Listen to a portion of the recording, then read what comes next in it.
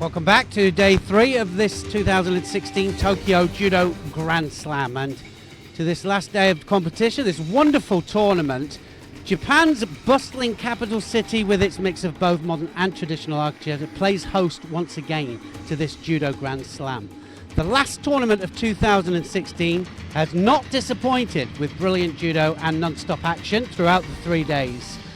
On this third and final day, we have 5 categories of the heavyweights, and we're going to start the final session of 2016 with all the medal matches. To introduce our first bronze medal matches is Sheldon Franco-Rooks, who's joined me in the commentary position.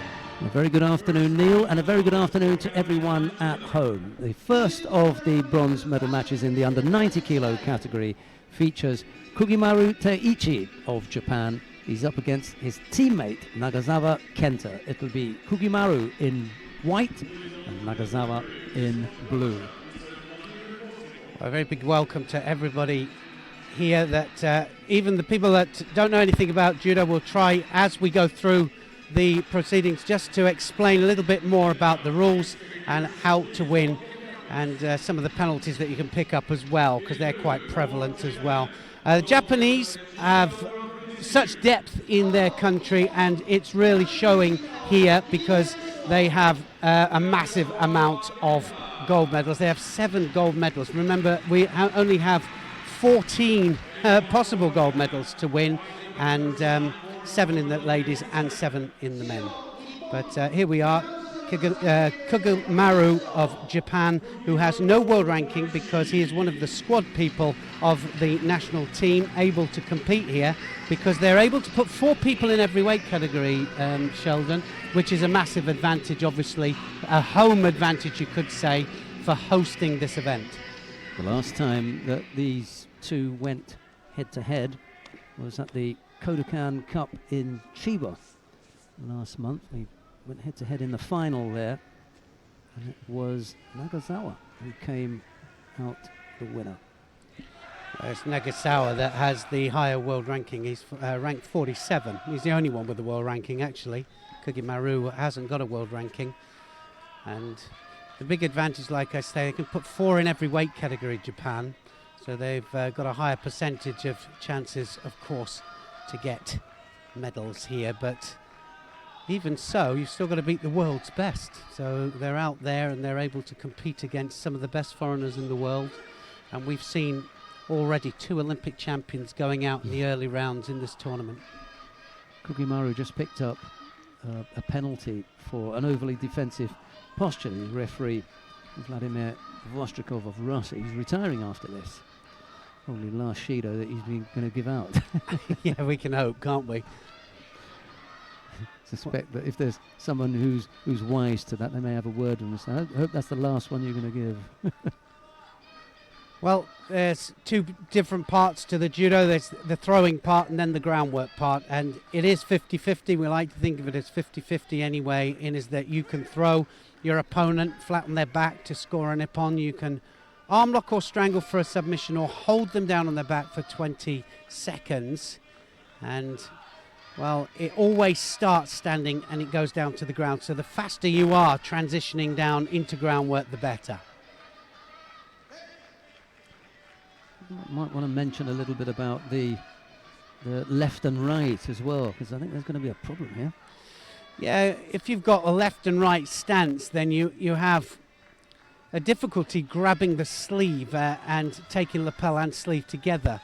But these two, I'm just trying to find out whether they are left and right, because they're changing from one flank to the other. I think so Kugimaru maybe. He's got nicer shape when he stands up and faces up left. Yeah, well, there was an attempt at Uchimata there. Didn't have the sleeve, and that's what we're talking about here. The one that initiates the sleeve and the lapel grip, normally the ones that initiate the techniques. And I think Nagasawa may be right-sided, because that last effort looked awkward for him, and that was a left-sided effort. Yeah, he's been forced to go left, actually. Yeah, That's what's yes. happening. Yeah. Well, just pointed out the Kodokan Cup is what they use as a selection for this event. And the Kodokan Cup, the Kodokan, of course, the very spiritual home of judo. And they have a trials there to qualify for this.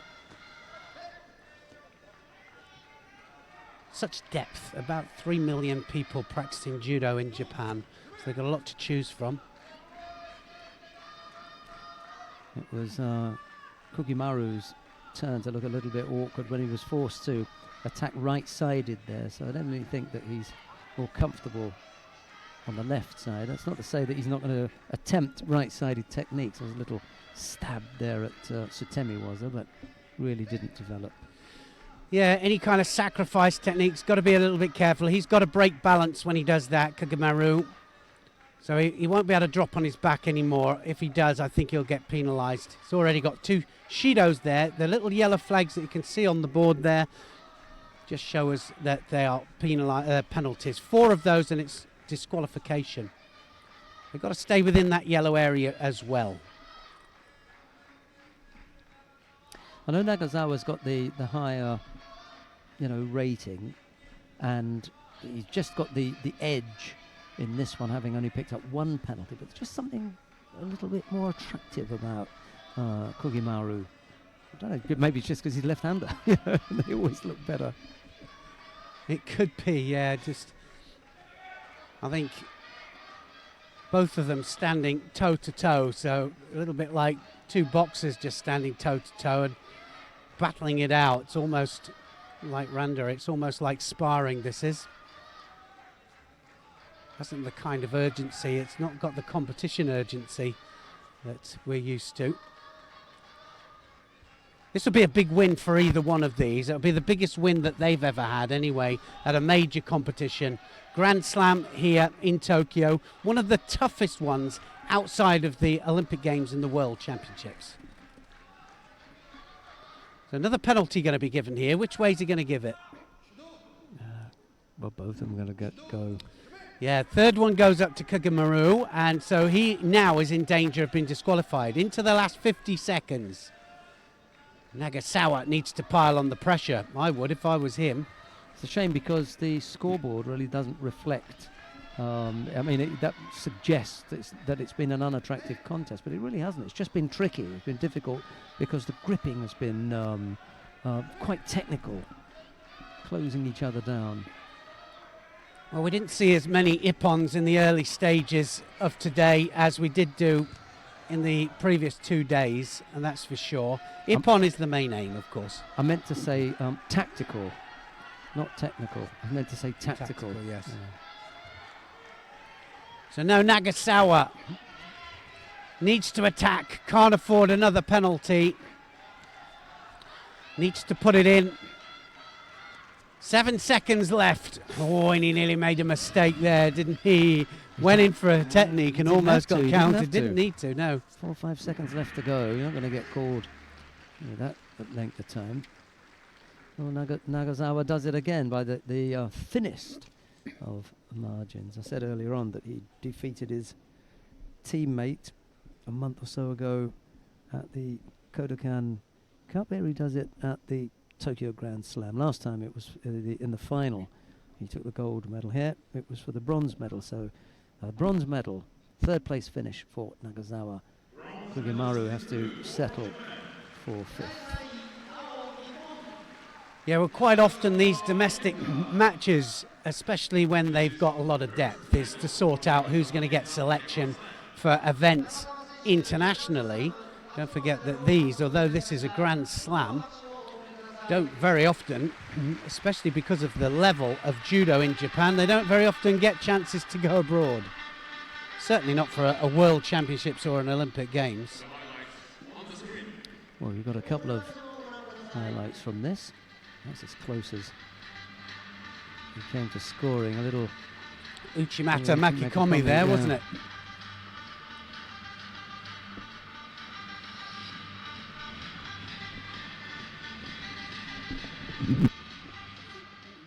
Well, we come to the second of the bronze medal contests in the under 90 kilo category. Hussein Kalmuzayev of Russia faces Nishiyama Daiki of Japan. It'll be Kalmuzayev in the white judogi, Nishiyama in blue. Yeah, there's a bit more interest here, isn't there? Kalmuzayev, of course, the brother of the Olympic champion at under 81 kilograms, twin brother, should I say. You can't tell them apart. Identical twins. Yes, they are. You can't tell them apart. And of course, Daiki Nishiyama is the double world silver medalist, and I'm just trying to think when his last world silver medal was. It was against the great, of course, Iliadis, and it was a little while ago, I think. Was it 14 or 11? Because I think it was 11, 2011, Paris, yes, yeah. It was. Yeah. There he is, still fighting for major medals, but not quite at his absolute best. This man here, though, didn't have the best of days, gotta say. Kalmuzayev, world ranked 10, Nishiyama world ranked 12, so they're not far away from each other. They're definitely the higher ranked in this under 90 kilogram bronze medal match.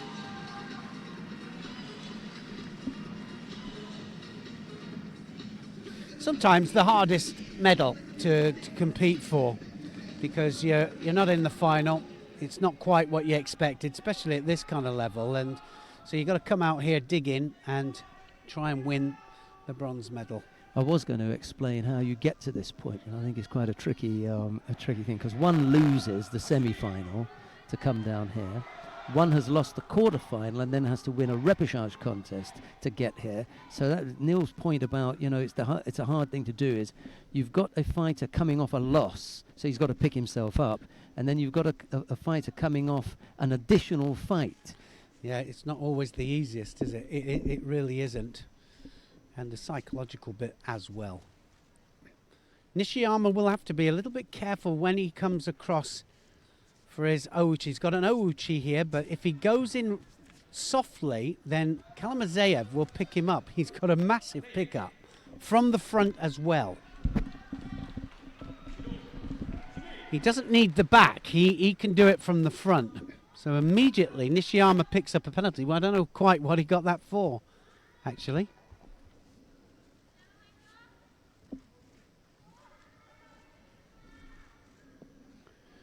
So Kalmuzayev trying to get the inside elbow, and Nishiyama trying to do the same.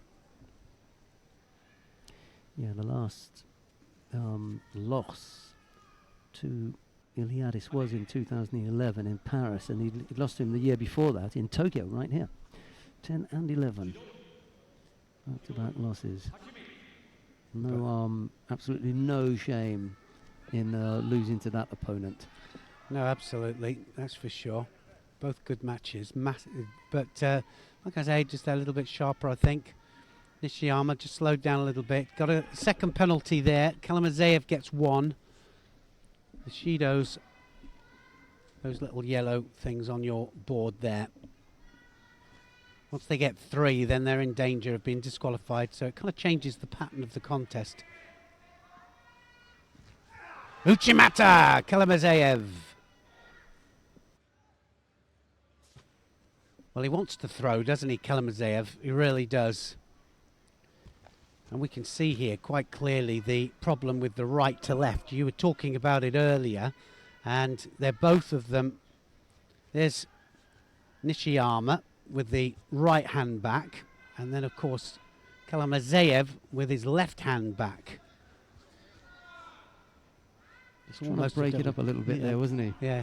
Go on, sorry. Well, I was going to say he's got to attack the front leg, because it's almost a W effect with the legs, and so he has to attack the front leg, try to get it back, and try to get a target to hit. I mean, metaphorically, of course. I don't mean to, just to attack. So there, third penalty up to Nishiyama. Wow. And it's only halfway through the contest. Yeah, I'm surprised. Both these fighters are normally so exciting to watch, but they're getting caught up in this gripping battle again. There's another instance of when you're just going to get penalties because you stop attacking. You're trying to fight off a grip here, do something here, and you forget to put an attack in and make silly errors.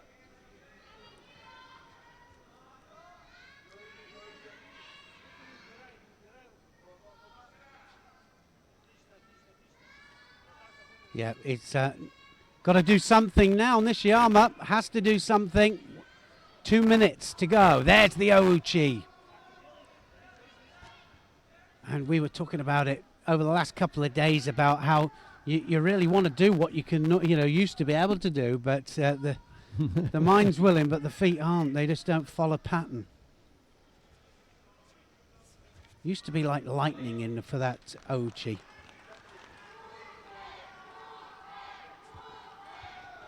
So 3 Shidos each. Kalamazov gets another one, and a minute and a half. Which one's going to go, do you think? That. All right, it's a third error, but by Kalamazov, but he really needed to avoid making a mistake. Yeah, well, it's all even now, isn't it? And now Nishiyama starts to come back into it.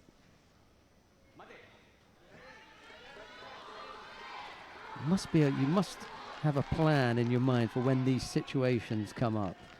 Your opponent's got 3 Shidos, you've got 2. You must know, don't give up a penalty. Well, yeah, it's throw caution to the wind because he's trying to do it without the sleeve. You can see he's having a real problem catching the sleeve there of Kalamazov. One-handed attacks all the time here, Nishiyama. Oh, and the crowd responding to that. So it's going to be all over. He's going to win it on that. Yeah, he did mug him. Absolutely. Yeah, exactly. I mean, I would hold out my hands if I were calm, as I have to say. The guy's just conned you. Well, and it was. There wasn't one proper attack there, was there? I'm just going to look busy. I'm going to make Kalamazov look passive, and they're going to give me the contest. There's 43 seconds left. Just let him go for another cycle. It's too late to try and bellyache about it now. The damage has already been done. You gave up the third penalty. That was the real damage. Because once that card had been played, Nishiyama just said, "Hey, I'm in here. Yeah, well, I know what to do. I've got a plan. If you don't have a plan for when it's 3-2, I've got a plan for when it's 3-3." And he unloaded. Yeah, I think that he made a real tactical error there, Kalamazov, but I do think that maybe that was a little bit harsh because they were one-handed techniques and they weren't certainly as strong as they could have been there. And Nishiyama there goes, I don't know what that was all about, really. Kalamazov was about to shut the door on him. He let him back in, and he just played.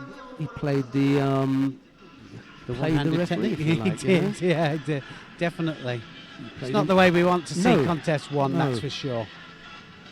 Yeah, it's a little bit like, a footballer who does a bigger roll. It's a little bit of a shoulder charge, but he rolls over and it draws a big penalty. Dive. Yeah, Nishiyama took a dive. He looks up at the ceiling. Well, he looks up at the ceiling there as if to say, "Glad that's over." But they both were as guilty, weren't they? Yeah. Right, we come now to the final of the under 90 kilo category. Alexander Kukov of Serbia faces Axel Clerget of France.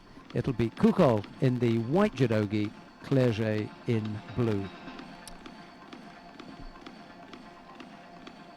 6 and 8 world ranking. Another nice close one. 6 and 8, and Clerget really worked his way up, hasn't he, in the world ranking? So has Kukov as well. And if you have a look at that, their last meeting together was a win for Kukov. So this one is the final of the Tokyo Grand Slam. So a totally different event here. Clerget will be going for it for sure.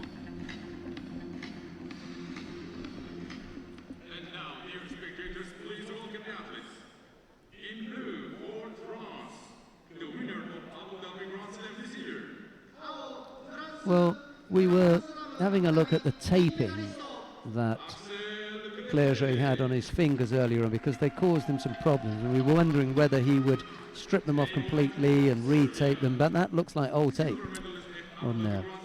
Yeah, well, I just had a little talk to the team doctor, and he was saying that if you have any kind of cut and you have to leave the mat 2 times on that one particular cut. If it's another place, then 2 times for that. Right. So you're only allowed two visits. So if they have something on the end of their fingers that is bleeding, they've got to make sure they stop it. But difficult, especially if the heart's pumping. It's not so easy, is it? So Cacol's in white, Clerget of France is in blue.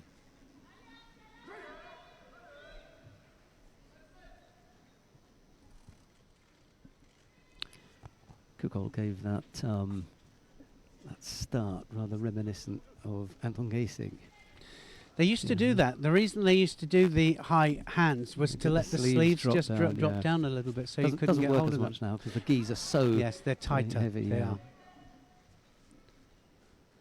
The minute your hands come back down, so does the gi. I think that he's probably going to have too much range, I was going to say, and then that's the first time we've seen Clerget succeed with that Tomonagi, actually, right the way underneath. It wasn't. He normally has a lot of success with it, and it hasn't been so good for him today. Saying that, and he's still in the final here in Tokyo. Second lease of life for Clerget. He made a run at the under 81 kilo category a few years ago and looked really good, and then had a bit of a dip, moved up to 90. And since he's done that, he's looked really good. Narrowly missed out on selection. Yeah, like you're saying, that he had head-to-head, didn't he, with Ider of France for the Olympic place. Both of them qualified for the Olympic Games, but Ider got the nod. Kugol just got a nod. I think he did. Yeah, just a little bit of a headbutt there, clash of heads, should I say? Wasn't intentional. Looks very rangy, Cacolge.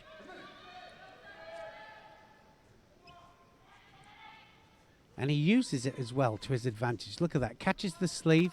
That left hand of his, he'll want it over the top. Clerget, really risking things with the flirting with the edge there. Little bit of tactics. It's not unusual for the French to adopt tactics. They play the game, which is very important as well as trying to win the match, of course, but you've got to be tactically aware. You've got to know the game. Contests are decided on lots of things that can actually score, but also on penalties and tactical play. So good Tomonagi's there from Clerget. Clerget now into the attack. And he's been on top of this, hasn't he? He's actually on top of it.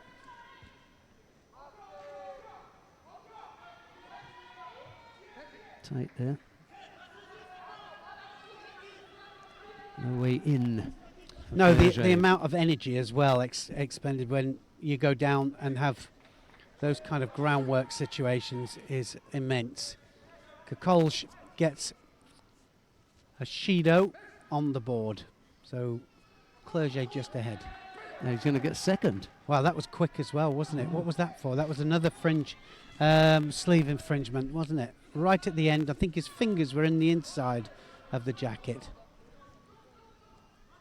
You got the first one for passivity after they got up, and then the second one for the grip infringement. Oh, he's onto the arm here. Clerget's on. Now, can he start the roll here? Does the half Nelson on the... No. Oh, he should have been given more time there. That is prime example of really he should have been given more time in Newaza. All the other referees that I've seen have given a lot more time than that.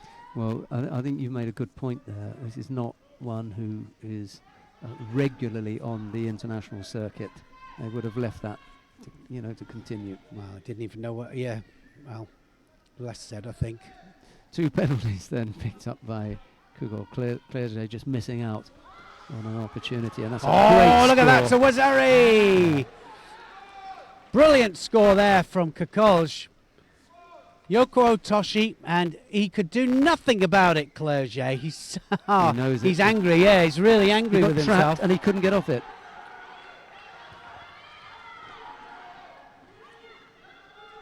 Mr. Marius Fiza there, the president of the IJF, just enjoying this. That was a really good score there by Kokolj. We'll have another look at it in a second. So now he's ahead. Now it's a different match, isn't it? Coming up to the last minute. Trying for the submission here, Clerget. Well, he fancies his chances on the ground, doesn't he? If he's given an opportunity. Yeah, exactly. Well, he was hooked in for the Jujikatami. He was just about to pull the leg round, and it was Mate.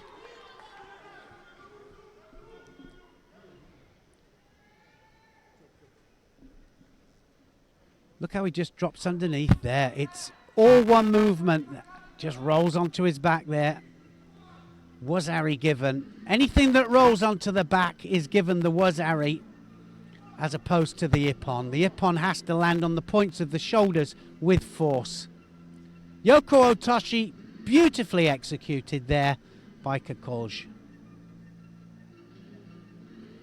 Look at the head drive and the foot drive as well. Everything was good about that. You've seen so many more of these since the disappearance of the Kataguruma. Well, yeah, of course. I mean, Kataguruma, there's a lot of people up in arms, aren't there? You know, we need Kataguruma, but we need to see techniques going in an upward direction or in an upward, in an upward position in order that they can land with force on the back to get the Ippon. Yoko Otoshi kind of filled the gap, didn't it? Yeah, it certainly did. That's an attractive technique. Well, it looks good. It has a nice shape to it when it works well. When it works well. So have a look at the pace now, because Clerget is going to come out like a man possessed. Oh, it's all over! Kokolj takes him over. That was brilliant stuff by Kokolj. And Clerget could do nothing about it.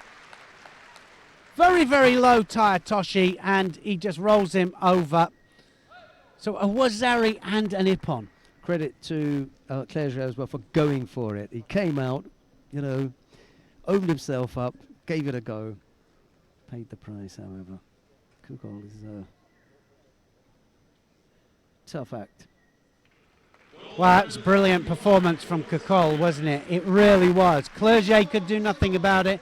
He'll still be happy with that silver medal, but he did that in style.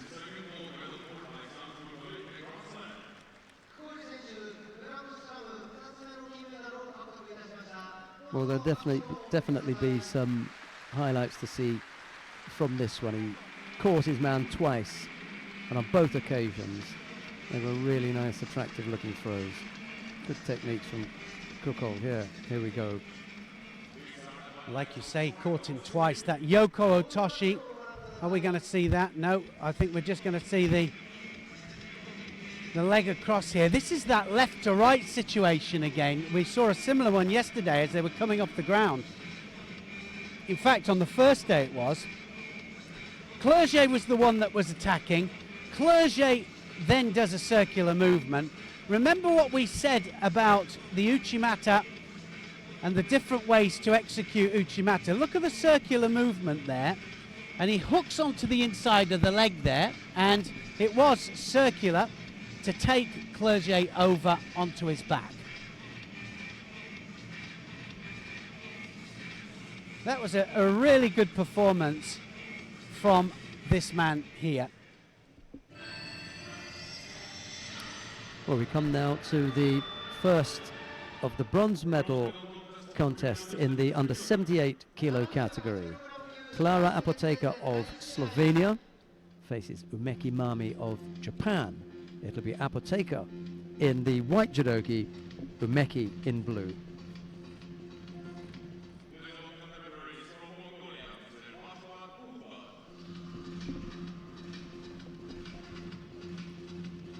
2 bronze medal matches, of course, in every weight category, and we're going to be going men's, ladies, men's, all the way through, so it's 1 for 1. And we're going to be doing the bronze medal matches first before the finals. So 2 bronze medal matches in each category. Tall order here for Clara Apotheker, who faces the current world champion in Umeki Mami, fighting here on home ground. Apotheker, junior world silver medalist. Well, there you go. She's got good form, and well, world rank 28 Apotheker for Slovenia. She will be all action, as so typical of the Slovenian team. Most of the Slovenian team just all training together. Well, they're all training together, aren't they? Every one of them. They all come out fighting the same. They have the same style, as do the Japanese. Most of them do, anyway. Umeki, the world champion. And she'll be disappointed that she's not gone further in this competition. Yeah, you're right. Lost to Sato Ruka of Japan in the semi-final. Such is their depth. The world champion gets beaten by somebody from her own country. And we've seen it so often that the world champions don't qualify for the Olympic Games when the Olympic Games comes round. You know, they have their own trials. So winning a world championships doesn't guarantee you an Olympic place. How about that, Sheldon? Yeah, it's happened a few times, hasn't it? Quite famously, we've been left with, you know, in the record books, some famous world champions from Well, Japan. they send the ones on form, and that's exactly what the Kodokan Cup's done here. It sent all the ones that are on current good form and the ones that are prepared. Apotheker just did a nice kouchi there. Look at the arm coming over. Just how awkward does she look? She really does. Sticky foot there. Yeah, sticky foot, back. kind of ashy was it? Yeah. Sort of locks on and then sits down. It reminds me a little bit of an Iranian judoka, Haji Akondaze. He had a little sit-down technique like that. Yeah, well, what happens is they hook onto the foot, and then as you move the foot off the floor, have a look at this. They lift up, and over you go. Thanks very much for that. Yeah, it's awkward. Thank you for that. It was right on cue Yeah, as well. Well done. This time on the inside. She had a little dig there. Finding it awkward here, the world champion, Umeki.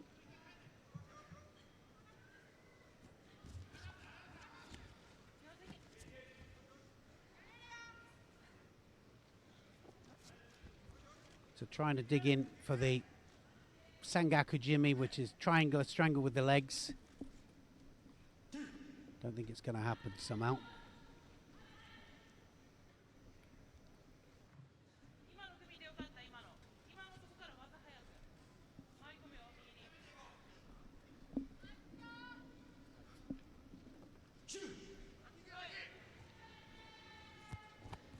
Half the contest gone. No score as yet between Apotheker and Umeki. Well, how many of the Slovenians do we see like this, with extreme one-sided and then just being as awkward as you could possibly imagine? The target not there for Umeki. Umeki just wants to grip up, get the target in front of her and then attack and throw. But it doesn't quite happen. It's not quite happening. You see the look on her face as if to say, What do I do? yeah, what do I do with this?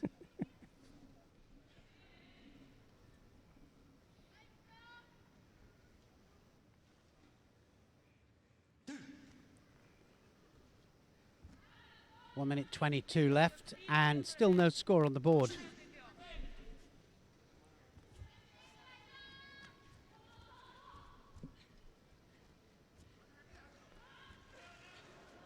Almost came up with the Sumigaeshi.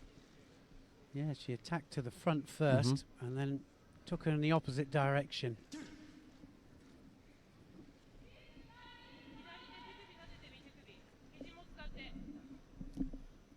Tamaki in the chair for Umeki. He's not helping at the moment because Umeki's just picked up Shido, that little yellow card down there.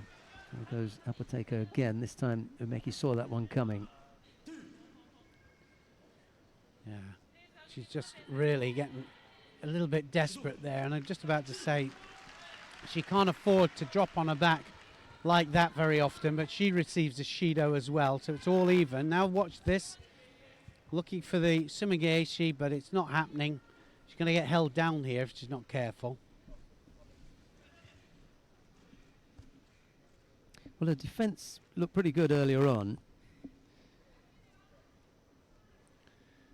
Umeki looking to secure, get the legs out. Any entanglement with the legs and the seconds won't count. 20-second hold down for the Ippon.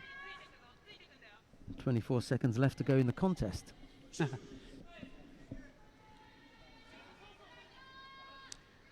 She'll be upset that she picked up a penalty so late in the contest because she was pretty close to being able to take it there. No call Mate for that now. The jacket just unravelled and she'll have to tidy herself up now. I was going to ask her to put it back together properly, which is a good idea because with 9 seconds left to go, you know, there's a good chance that we're going to go into golden score, so we won't want another stop and another tie-up. Do it properly now, get underway, 9 seconds, no score, straight into golden score. Yeah, if it's all evens on the board at the end of the time, then it will go into a golden score, and anything then, any Shido or any score from a throw, hold down, arm lock or strangle will win the match. Looks like it's going to happen. Ochigari this time, Umeki. Just a big blowout there from the Slovenian. Umeki wants to get on with it. She comes forwards.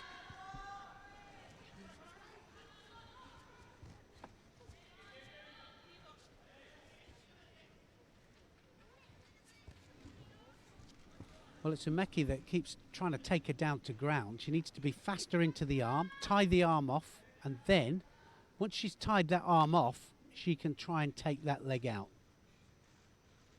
Now have a look, see how she gets the leg out.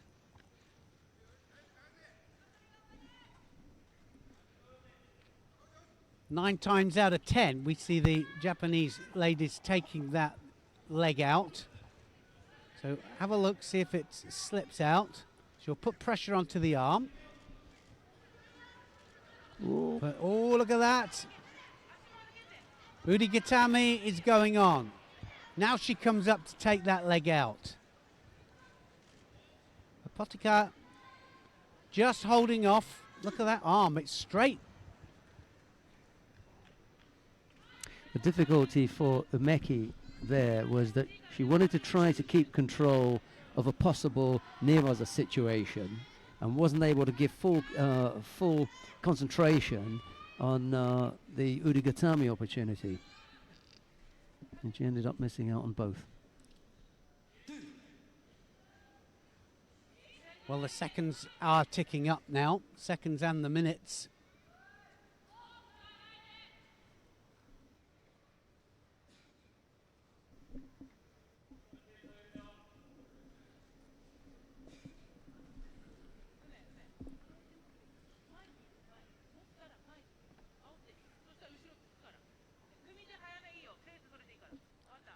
And the crowd are going mad.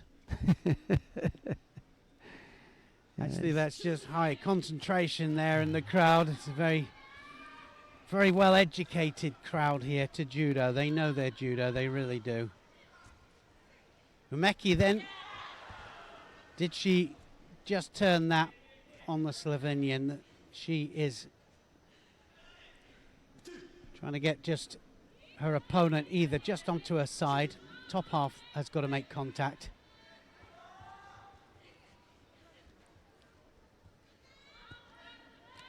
Or just any hold down, or even a penalty would win this. Oh, wow. Wow, did you think? It was a little bit generous there with that particular score. Given the nature of Apotheker's attacks, and that they were all, you know, Satemi was once she'd got the leg, you know, put on the side, she then sat down. For me, she was in the process of sitting down or there anyway, and just got pushed down. So it was a cheap one, but hey, you know, That's 2 cheap ones now we've seen. it will go down as an error by Apotheker and a win for Umeki Mami. Yes, the world champion. 3rd place here in Tokyo.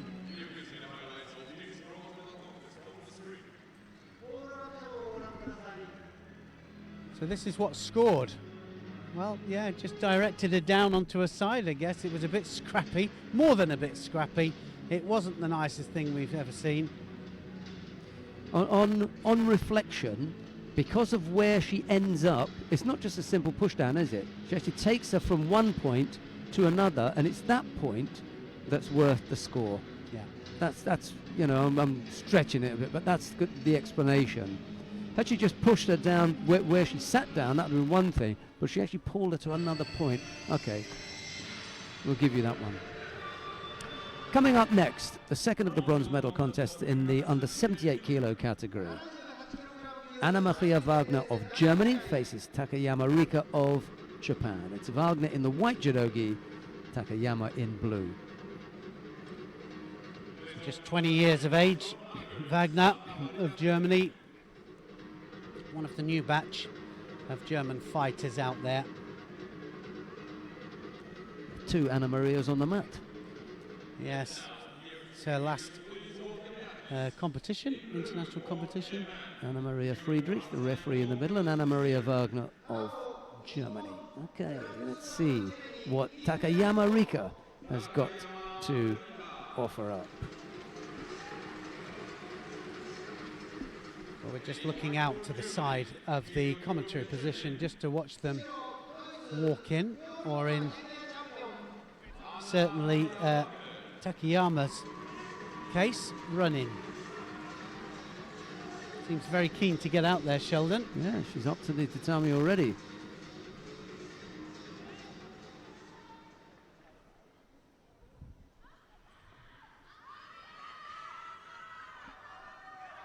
Very cool, calm and collected there, Wagner, as she walks out.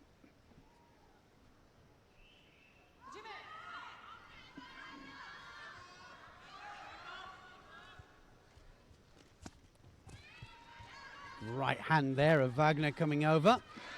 Not dissimilar in height and build to Apotheker. Looks, yeah, does look like it. And the Olympic bronze medalist as well, Anna Maria Vanenchek, also from Slovenia. She's got that kind of build as well. Problems on the finger? Yeah, that looked to me as if that could have been a little pinky there that wasn't quite in properly. Now that's an odd one because the referee is not allowed to do anything with it, and it means that you've got to do something with it yourself. Ouch. Yes. Shido picked up by Takayama. Oh, Chigari by Takayama there.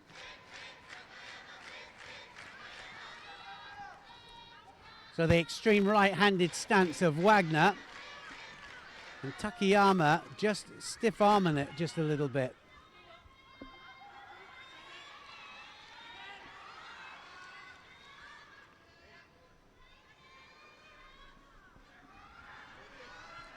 Double lapel. This is the turnover. Now going for the arm. Ooh, lucky. How close there. Almost got it. Just managed to pull it in, Wagner. Still problem was with the fingers.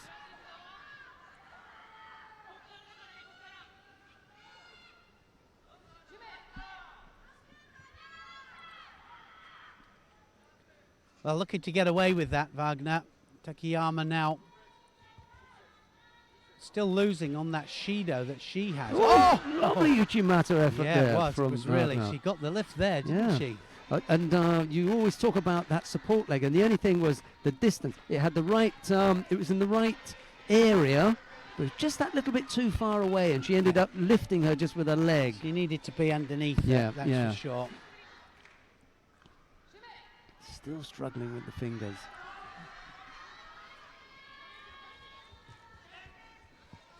Battling through the pain barrier. Somebody's going to go here. Yeah. Something's going to Therefore, happen. Tape goes flying. Suspect the, where does that come from then? Is that Umeki? I'm sorry, Takayama. She lost some tape then. I think so. I was going to say maybe it's a hair bubble, but I don't think so. Not necessary for Takayama.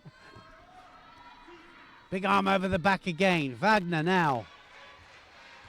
Somebody is going to go here. Oh, she's going to take her back. Oh, And very lift the arm close. out again. Look at this now. She's going to get turned over here. And is it going to be into the hold out? She's going to come up across to the top end. Yeah. And she takes her over into the old Saikomi. And Takayama, nice bit of newaza there. And she's got the udigarami on the arm. And it's all over, Done. bar the shouting. And the pain. And the pain.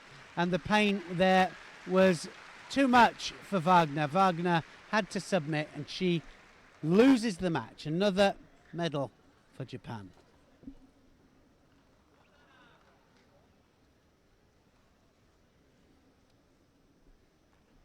She'll be disappointed with that for sure. Right now she will, when she looks on paper, 20 years old, 5th place finish, Tokyo Grand Slam. That's not so bad. No, true. Not that bad. Yeah? True. Right now, that'll all go out the window. Just trying to be, give some compensation. But it's Takayama Rika of Japan who takes the bronze medal.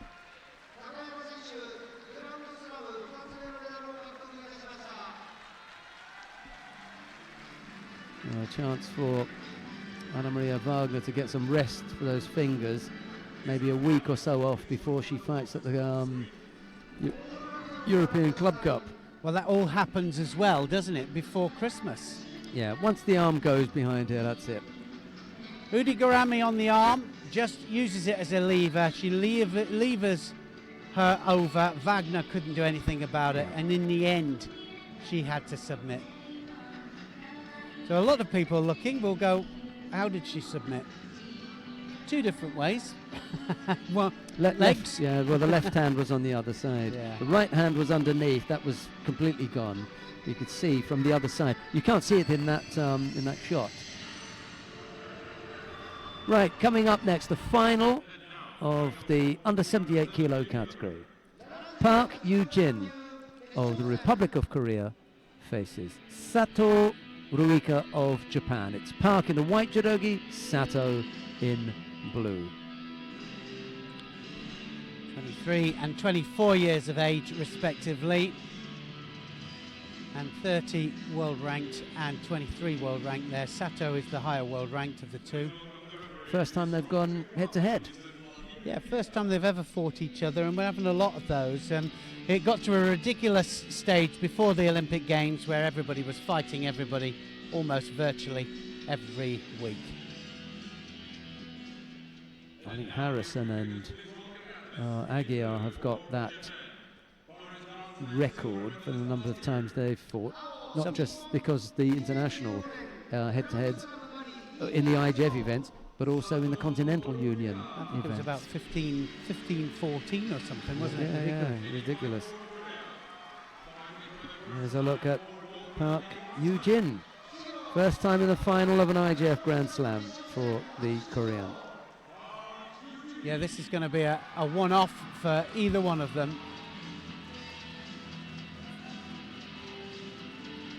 Sato is incredibly bubbly. What a terrific character she is. She'd laugh at the drop of a hat. Is that right? She's Yeah. fantastic. Yeah. We were getting her to do name, weight category and country, and it was just, In English. yeah, just too funny. She kept cracking up just on her name. Sato in blue, Park of Korea in white. Look at the strong gripping on the sleeves straight away.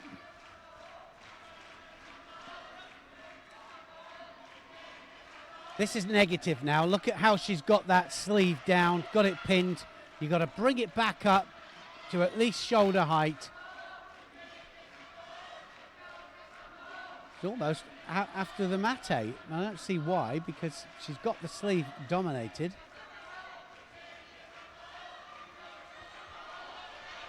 Yeah, here we go. No, can't manage to break that off.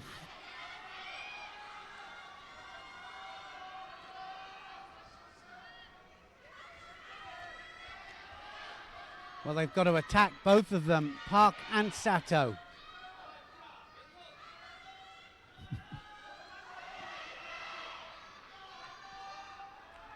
So what was the situation with Sato on the Kano Cup, Sheldon?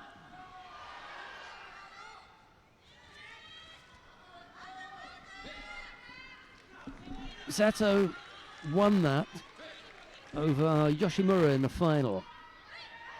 Ogata and Izumi were the other Japanese fighters to take part there. So Sato won her place here as a result of her medaling in Chiba about a month ago at the Kodokan Cup.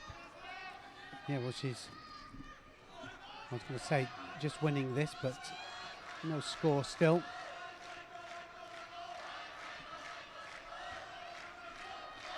Well, this really is a strong grip fight from both of these. And the Korean gets a second penalty. One was taken off, but there's the penalty anyway up there. You can see it.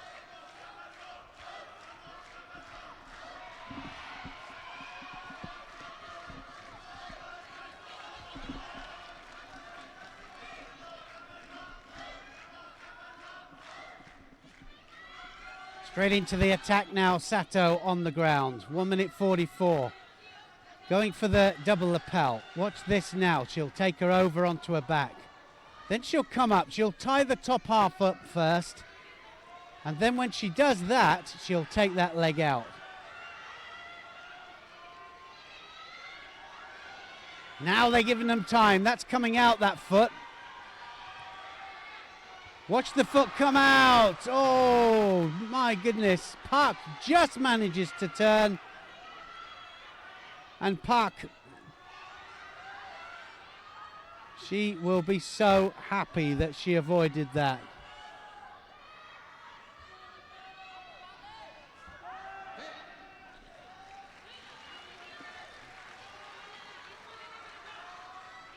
Into the last minute. It's gone very quickly. Single Shido against Park.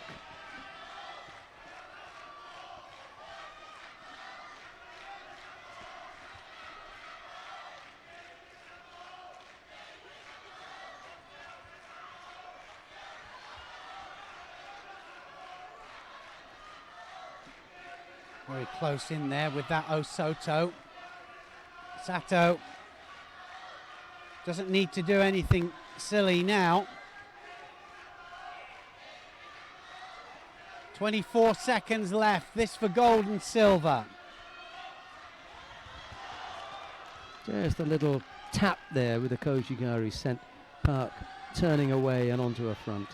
Well, how important are the feet, Sheldon? They're so important when it comes to breaking balance, disturbing the opponent, putting that target in front of you. It's all over, and another gold medal for Japan. Sato wins the gold medal here. No big celebration by Sato, but this win that follows on from her win at the Kodokan Cup will surely give her another cycle of trips abroad and international representation for Japan. I'd imagine it would be very difficult not to be looking at Sato with 2 in a row as your go-to fighter, despite the fact that Umeki's got the red back patch. You know, you've seen it here. Yeah, no, I agree with you. I thought that Ameki looked a little bit sluggish, but you never know. It might be just straight after the Olympics. And Agata is pretty much done, I'm afraid, for me. Blew out today. So really... Nice to have that amount of depth, though, in any country. When you can send 3 that could possibly medal in a World Championships. Of course, we're only allowed 1 representative at the Olympic Games per weight category, and we're allowed 2 in 3 of the categories at the World Championships. There was the Kouchi there that almost scored.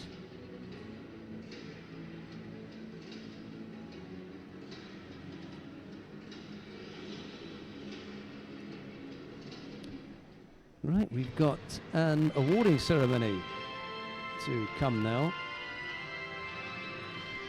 And this is for the men in the under 90 kilo category. Let's go down to the far end of the competition hall and have a look at the lineup of the athletes.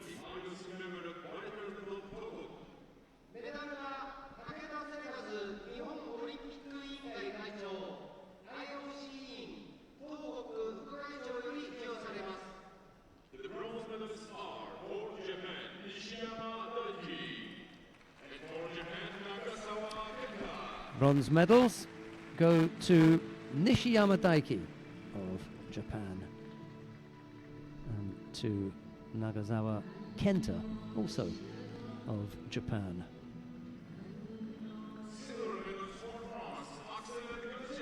Silver medal goes to Axel Clerget of France. Didn't quite have the big missed guns, out, did yeah. he? Just didn't have it. Got caught twice beautifully by this man, Alexander Kukol of Serbia. Really worthy winner. Good job today. Exciting to watch.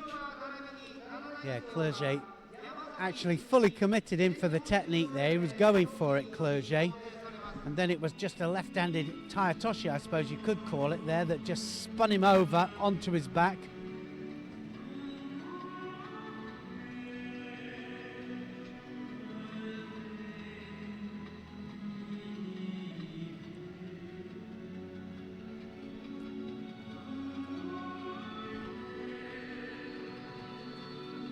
Very proud man. He receives his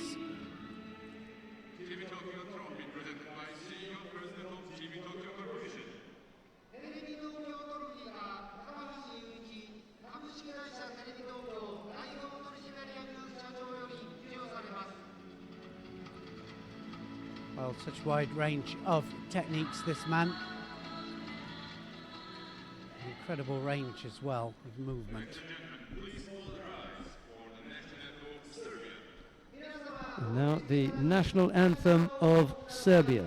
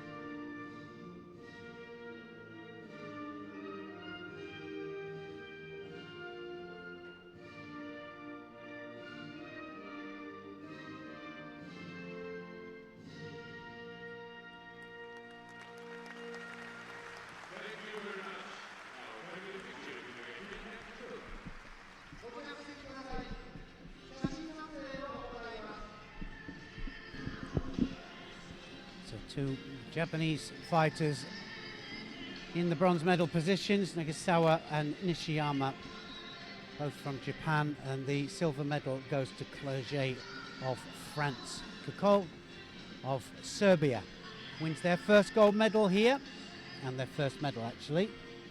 But nice to see and hear a different national anthem up there, wasn't it? Yeah, we've had plenty from Japan, and I dare say that we're going to have a few more.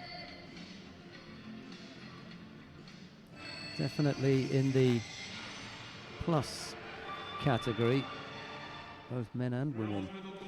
Right, the bronze medal contests in the under 100 kilo category. Shimowada Shoei of Japan faces Joachim Dvabi of Sweden. It'll be Shimowada in white, Dvabi in blue. Yeah, they've already fought each other once, actually. Shimowada coming out the top. I'm just trying to think where that would have been. When would that been, yeah? I don't know, because I'm looking there now. It's 131 world-ranked Shimowada. I can tell you. Yeah, Dvabi is into his new category, worked his way up to 48, and they've already met at one of the Grand Prix, so that's quite interesting, isn't it? This man, though, has been on good form. Joachim Dvabi of Sweden, on good form in his new weight category of minus 100 kilograms.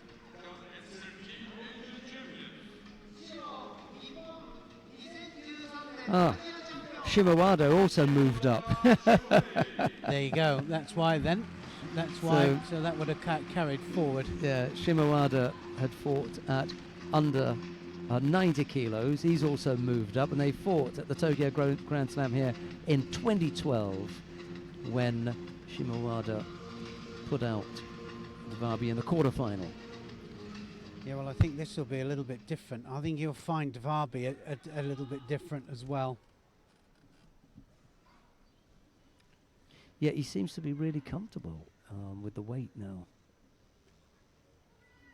Yeah, it certainly does. Shimowada in white, Dvabi in blue.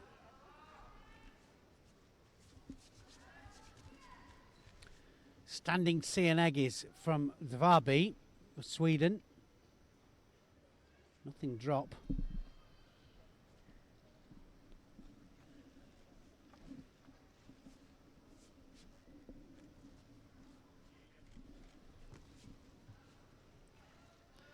Strong fight for grips, as usual. Shimowada must have looked tall for 90. Yeah, exactly. Makes a difference. Just falls to his knees there for that left-handed Seanagi.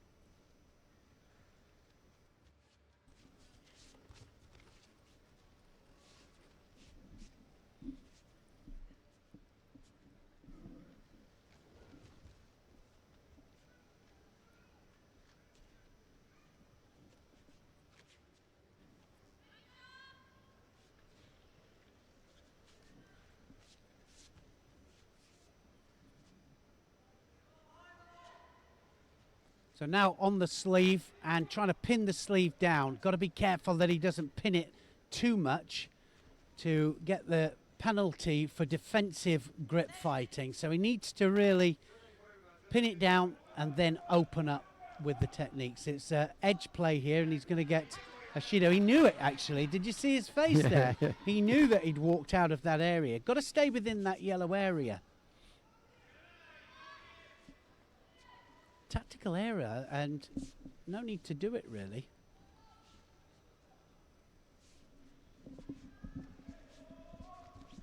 The whole idea, of course, of the penalties on the edge is to keep you in the middle. Well, as Jan Schneiders, the IGF referee and director, reminds the coaches at every tournament, stay in the middle. Tell your fighter to fight in the middle, he says. Is that what he says? Every tournament. Take a grip and fight in the middle, he says. Just like that. Good advice. Very good advice. Just take a grip, throw them for a pon.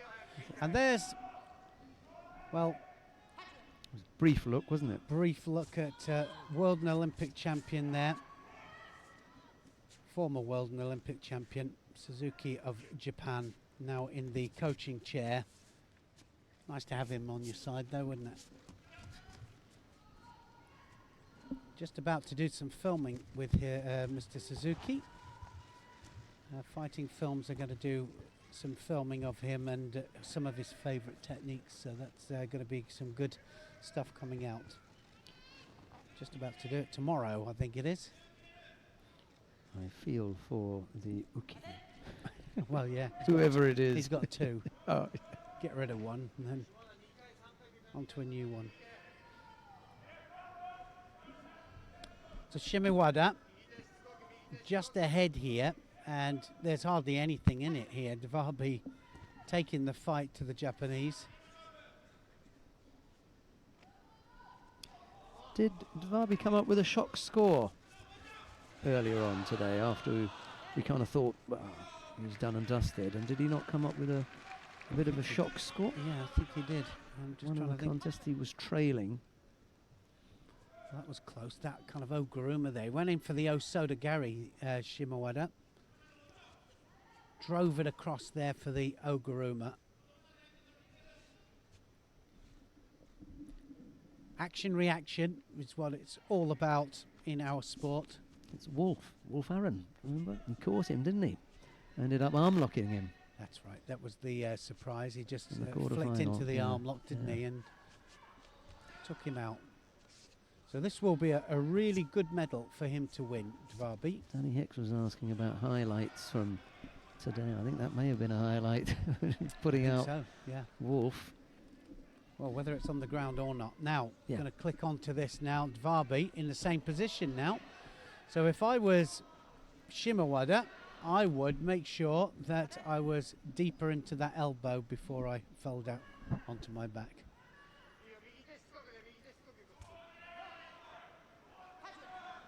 Second minute. penalty picked up by Dvabi. Sorry, Neil. Yeah, no, it's 1 minute 11 left, and you're right. Ooh, Second penalty. again the standing. Oh. I tell you what.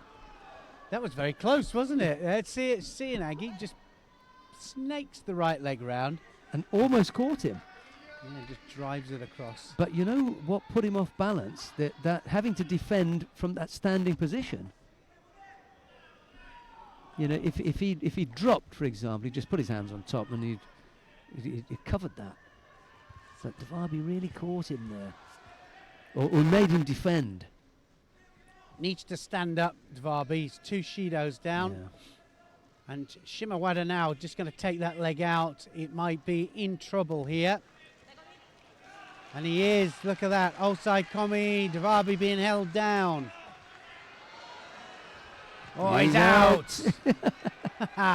Well done, Dvabi. And he escaped without giving up a score. 7 seconds.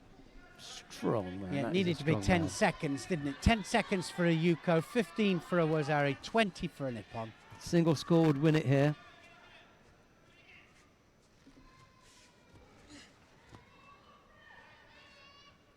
Another combination.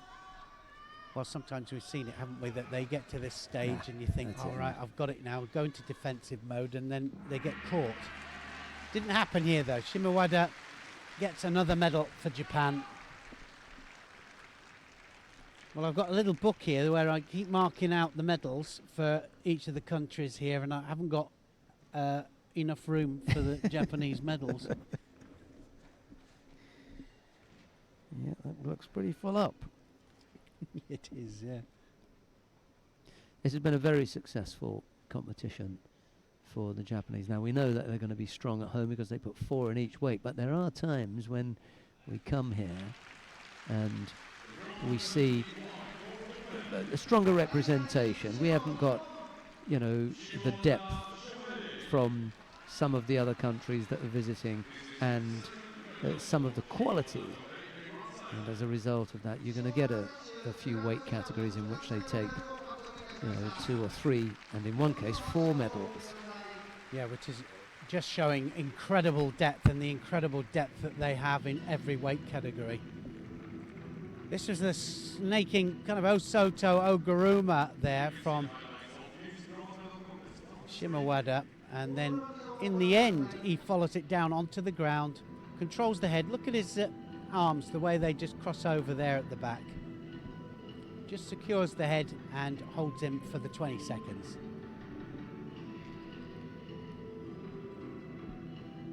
We've got a second bronze medal contest coming up now. Ida Kentaro of Japan faces Grigori Minashkin of Estonia. It's Ida in the white judogi, Minashkin in blue. The 18-year-old against the slightly older This fighter. is exactly what I'm talking about here. 18 years of age in a senior competition, and he's not out the cadets yet. So in a senior competition, he's still got the under-21s, the under-23s really, and then the seniors, but he's in a major medal match here for the seniors.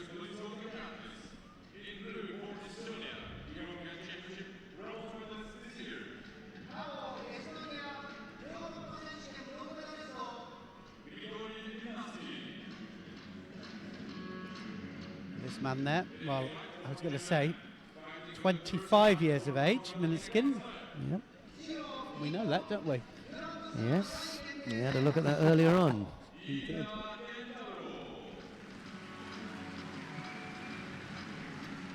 Alexei Budalin is the coach in the chair for Minashkin. What a fighter he was. What a fighter he was. He was a fantastic fighter. He came right at the end of a particular era.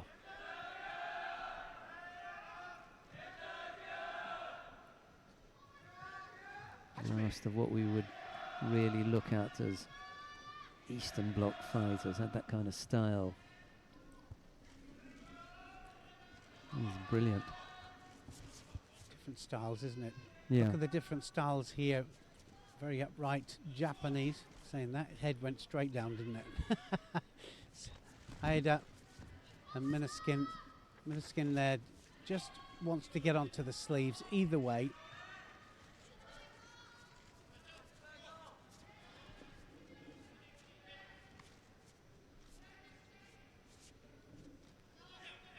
Minashkin had good form today. He really just been plugging away.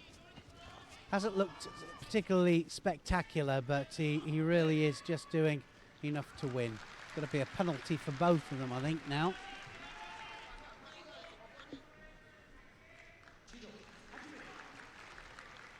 Only one given. Minashkin is the one that gets it.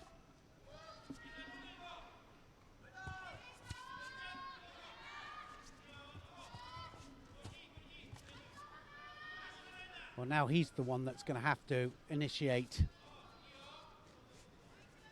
This is exactly the type of stance by Minashkin that used to initiate a technique called teguruma, where he used to go onto the legs. And you can see that a lot of the different styles of wrestling, they have a more bent over form of fighting, and the Japanese tend to be more upright. So none of the fighters are allowed to actually touch the legs, whether it's being a direct attack or a counter. And here he's going to get this leg out again here. Now, Aida, that leg is coming out. It's going to be into Tatishio Gatami. Osai Komi calls. Now look how he just slips the legs round. Minashkin trying to take both those feet in between his own there. Brilliant stuff. Readjustment here from Aida. And that was a great bit of groundwork. Lovely stuff there against a very, very experienced Estonian. And he did that brilliantly. He was fighting the world number 30. And there was something very clever that he did with his feet there, which was excellent. And we talk about readjustment when it comes to standing technique. You have to readjust your balance sometimes. And sometimes on the ground, with the groundwork, you have to readjust your balance. He did everything right there, yeah, didn't he? He did everything right there. Good transition. He knew what he wanted. And Aida wins the second Japanese bronze medal in the minus 100 kilograms.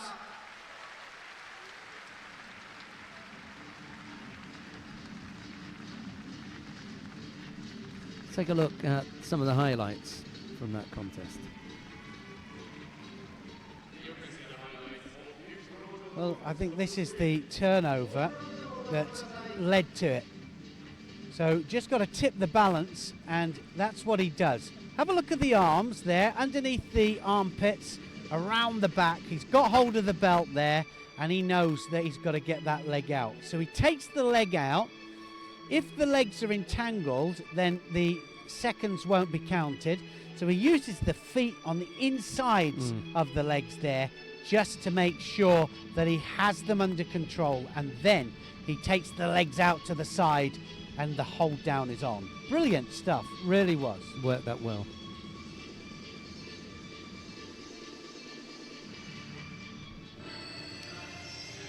We come now to the final of the under 100 kilo category. Cyril Marais of France faces Kirill Denisov of Russia. It's Marais in the white judogi, Denisov in blue.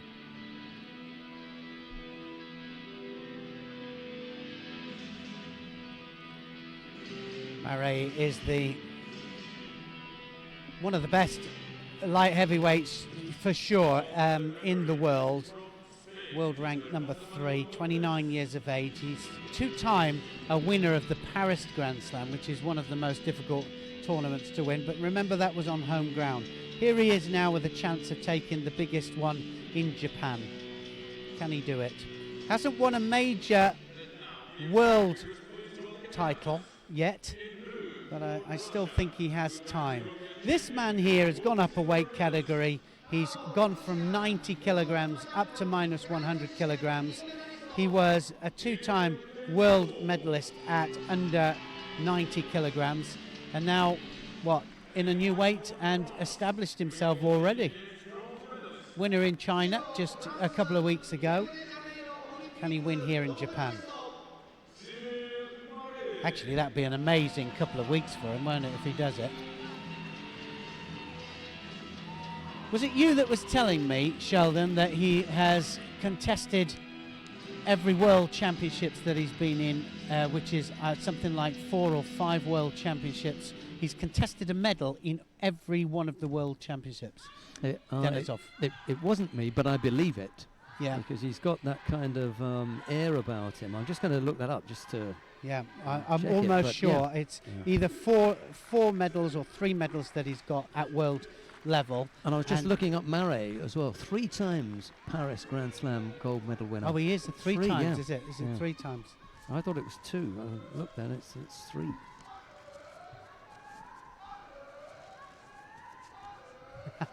Great support there from the crowd. We're not quite sure what they're shouting, but go. Yeah, in something French. like that. Yeah.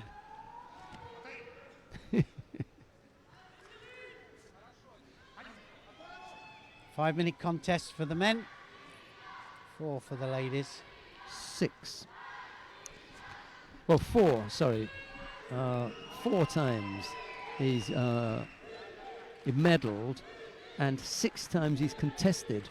There you go. Yeah, because there were 2 occasions. That's a good statistic, wasn't it? Yeah, there were 2 occasions where he fought for bronze and lost. But he's got 2 bronze, 2 silver, and 2 5th places. There we go. Wasn't far off. Yeah. But what a fight this is then. Marais, Denisov. You won't have seen this before either, because look at that. He almost went there for the twitch, and he's so much success with that, Denisov. He's got a great Taitoshi off to the left there. Pops that left leg right the way across, and then he gets a massive reaction and does the twitch.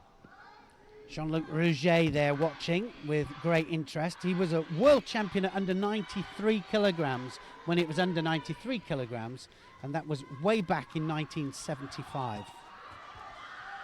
Could turn him here. Oh, yes, it's going to be a score. That is a score. We were talking about the old-fashioned fighters. Alexei Budalin is a coach. He'd be pleased with that one. He's probably executed that on a few occasions. He has. It's funny, Nikki, my wife, doesn't like the turn. Turnover, yeah. She doesn't like it. She likes a little bit of elevation, and she likes to see. She thinks it's almost robbing an opponent. But anyway, Marais got turned, and so he's a Yuko down here. Denisov doing a good job.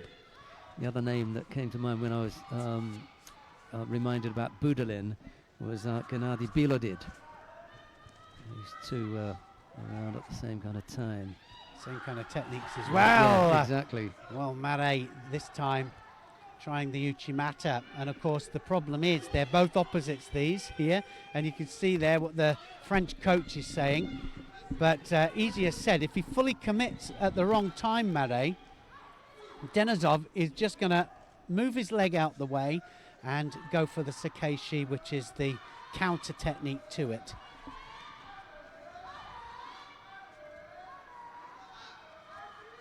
Well, Denisov, from a tactical point of view, doing everything right. Halfway through the contest. Must feel different for him now, Denisov, to be out in the middle with a 100-kilo fighter at the end of your hands. He will have had randoris, but plenty, you know, over the years. But to be in the middle. I've got to say, I think he looks better at hundreds. And I think the reason is I think the pace suits him better. And, oh, look, tied got him as again. well. It's another Yuko. I so. thought that was a Yuko, didn't you? Yeah. We'll have a look. I'm sure the video referee, two judges that work in conjunction with the referee, have a chance to overrule it. They didn't do, so obviously he landed on his front there. I think he landed on his side, but Denisov didn't have control of him at the end. Yeah, well, we're right behind it. The referee was right on top of it there, wasn't he? He didn't have control. Tries the Kosoto this time, Denisov. He went down on his side, but there was insufficient control from Denisov. Yeah, doing a good job, Denisov. He really is doing everything right, everything that he should be doing.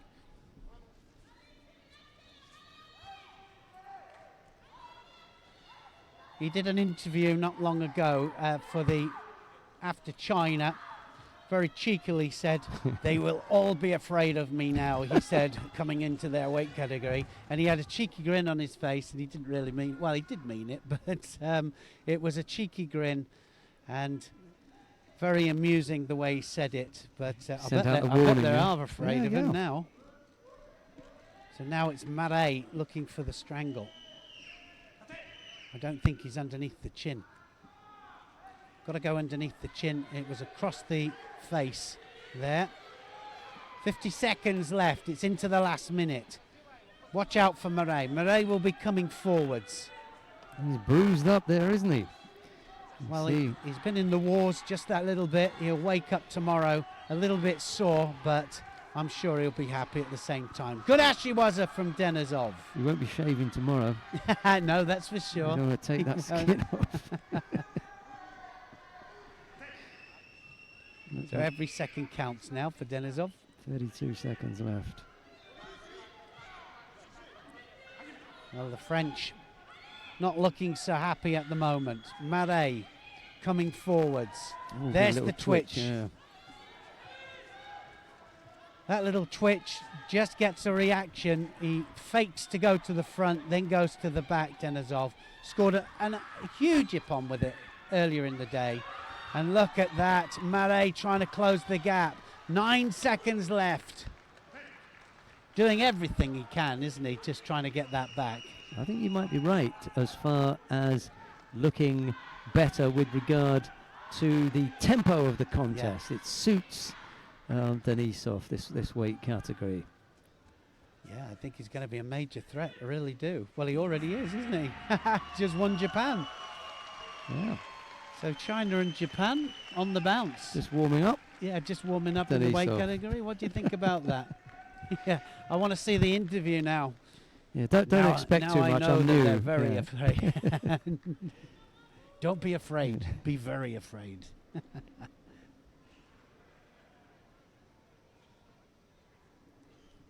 Mare will still be happy with his silver medal, I am sure. Why not?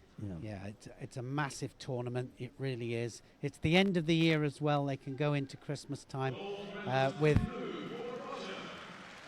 Well, just before, look at that. Nice, really good. Nice so couple good. of words between them. Yeah. You love that, don't you? Mm. Because there's nothing worse. It's the worst feeling to lose.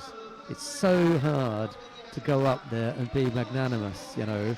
When you're the winner, it's easy to have all the nice words and everything. It's really difficult when you've lost. Yeah. It is, and that's why we said, isn't it, that it's very, very important to be to be nice in defeat as well as when you're victorious. You know, it's very, very important to be able to handle that. That Tayatoshi was very close, isn't it? Look, he did land on his front there. Is this it? We just saw it there. This is where the score, yeah. This is the score. Slight hesitation there, but he went onto his side, and it was enough. Few words at the end. Merry Christmas. I think so. Nice to see. Yeah, just you know, that's a nice guy. Yeah. You can't hide that kind of thing. No. Right, we've got the awarding ceremony for the women in the under 78 kilo category. Now let's go down to the far end of the competition hall and see who it is that we've got lined up there and waiting to receive their medal.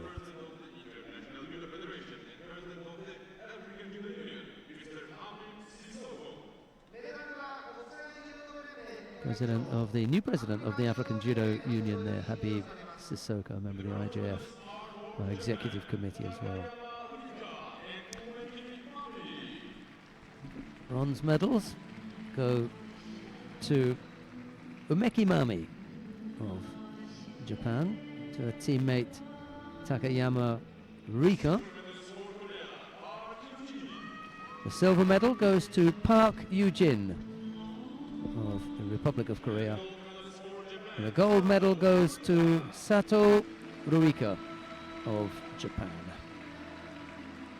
Good performance from Sato. Just did enough, didn't she, in that final?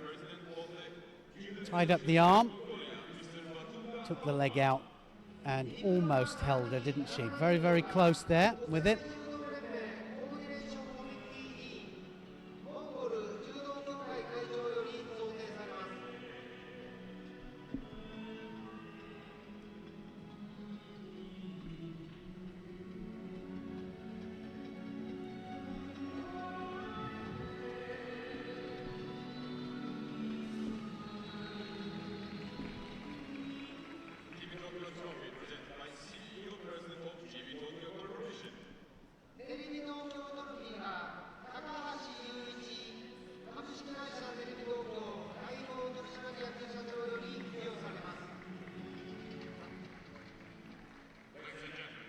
So having a good look at the mascot that she's been given there, a little toy. Now, the national anthem of Japan.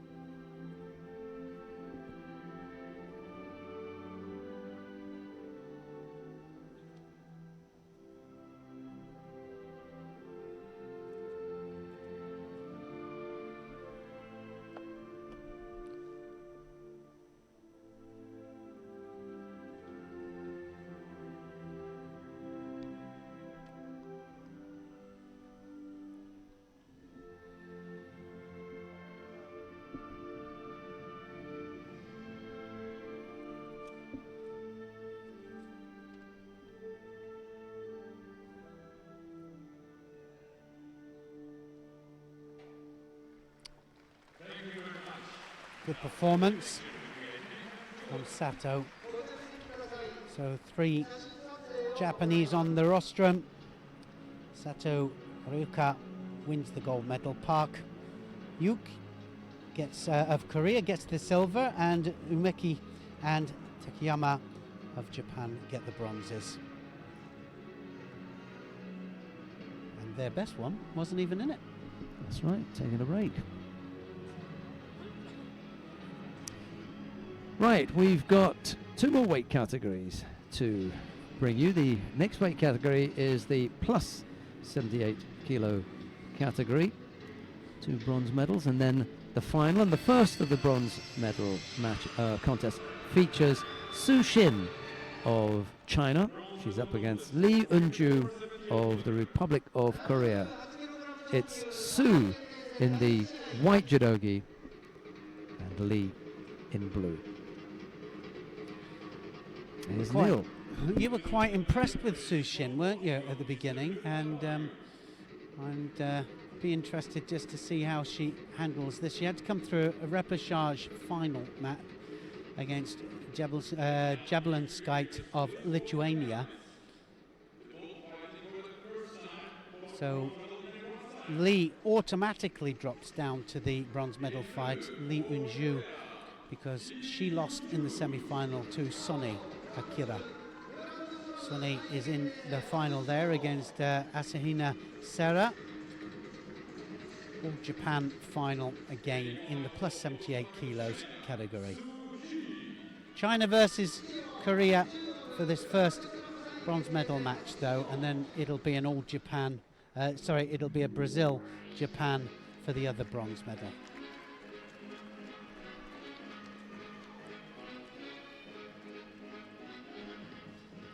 Sushin in white, Lee Eun-ju of Korea is in blue. World ranking of 39, Lee Eun-ju.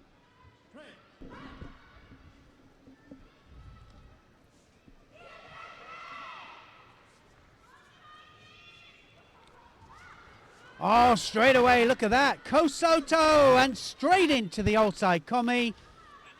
Kazure Kesekatami, and Lee, well, she just made a massive mistake there, didn't she? She didn't even get off go. She really didn't. She just got taken over with the Kosoto.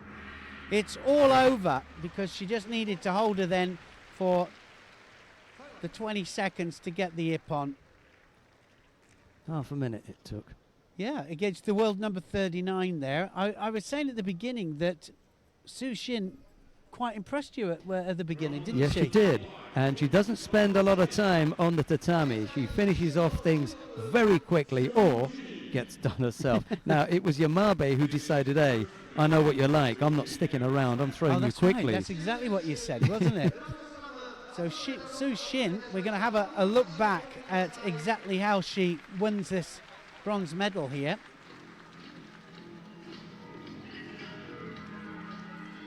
You could just show the whole contest. Well, that's exactly what we're going to do. Kosoto drives her over.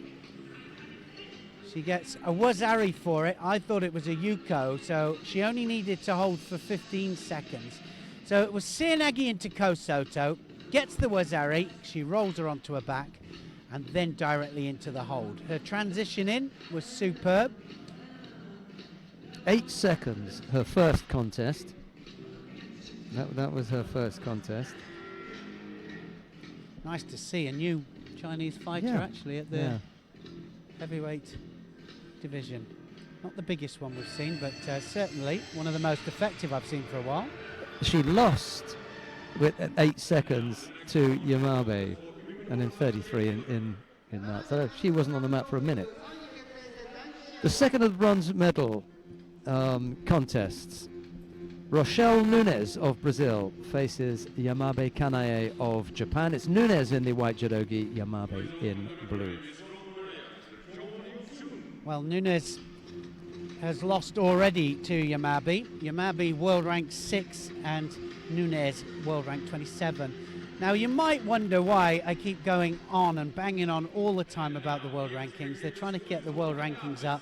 It seeds them for the next event, so going into 2017 they'll have a higher seeding for any event that they go into, and that happens for 2 years. After that 2 years, all the points get halved, and then they have an absolute qualification period of 2 years up to the Olympic Games. And the top 14 fighters automatically world ranked will qualify for the Olympic Games automatically from the world rankings, and then they can also have continental qualifications and 1 or 2 as well outside wild cards. Wouldn't like to say that all again. No, but it was well explained. Yeah, I got it all out though. I stayed out of that. There is Rochelle Nunes. Looking rather determined there, Yamabe. Has great technique, Yamabe. Oh, Guruma straight away there. stand-up technique as well, isn't it? Yeah, Su Xin went over to that earlier on, the Chinese, in 8 seconds, and I fancy Yamabe thought, I'll have another go. She did. Let me see if Nunes will fall for it. Yeah. Trying it again. Beautiful Oguruma there. Nunes will have to do something back. So 3 big attacks there. Nunes has done nothing.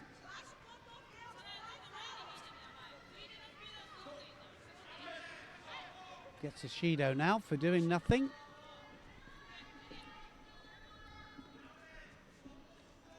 Well, we have seen contests go almost a minute without a Shido being given, but I think the fact that Yamabe has done 3 huge attacks and Nunes none.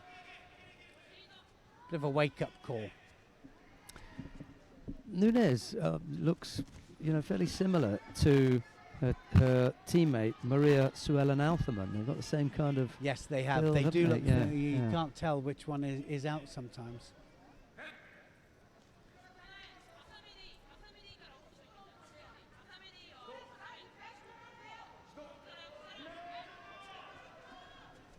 Well, both receive Shidos for not attacking at all. Now Yamabe goes in. Needs to use her feet in order to get that front leg back, I think. Yamabe.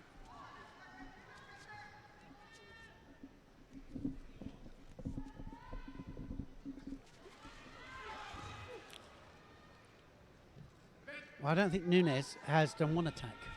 Not one. Hasn't done anything yet. Struggling here. Yeah, Yamabe all out.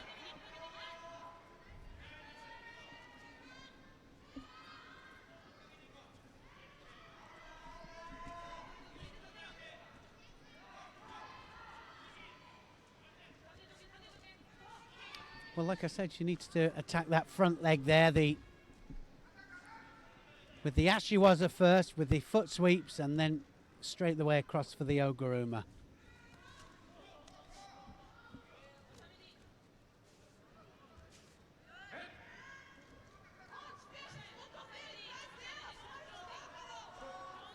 Third penalty up there to Nunes. Hasn't done anything. Still plenty of time on the clock.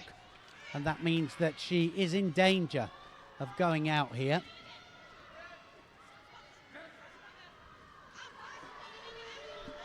I think Yamabe might get something here. Now she does. She gets a Shido. Second one up to Yamabe. Yeah, just blocking out. Absolutely blocking out. I think she fancies her chances of drawing Nunes into another penalty. Well, yeah, Even exactly. if she has to give one, just needs to up. give a little bit extra, doesn't she? Just one more attack, really good attack, and it will be all over here. Nunes really in danger of getting Hon Sokomaki. First movement from Nunes, trying to shape to go left-sided with an Uchimata, but left the support leg way behind. Oh, almost turned her there. Yeah, wouldn't that That'd be be tragic, wouldn't it? Absolutely, against the run of play, Yeah. you could say. Surely Yamabe can't lose it from here. Was that Tsukadamaki being asked to just tone it down a little bit, coaching during? I think it could be. The coach is not allowed to shout any information while they're actually fighting. It's got to be on the mate. Yamabe in again for the Oguruma.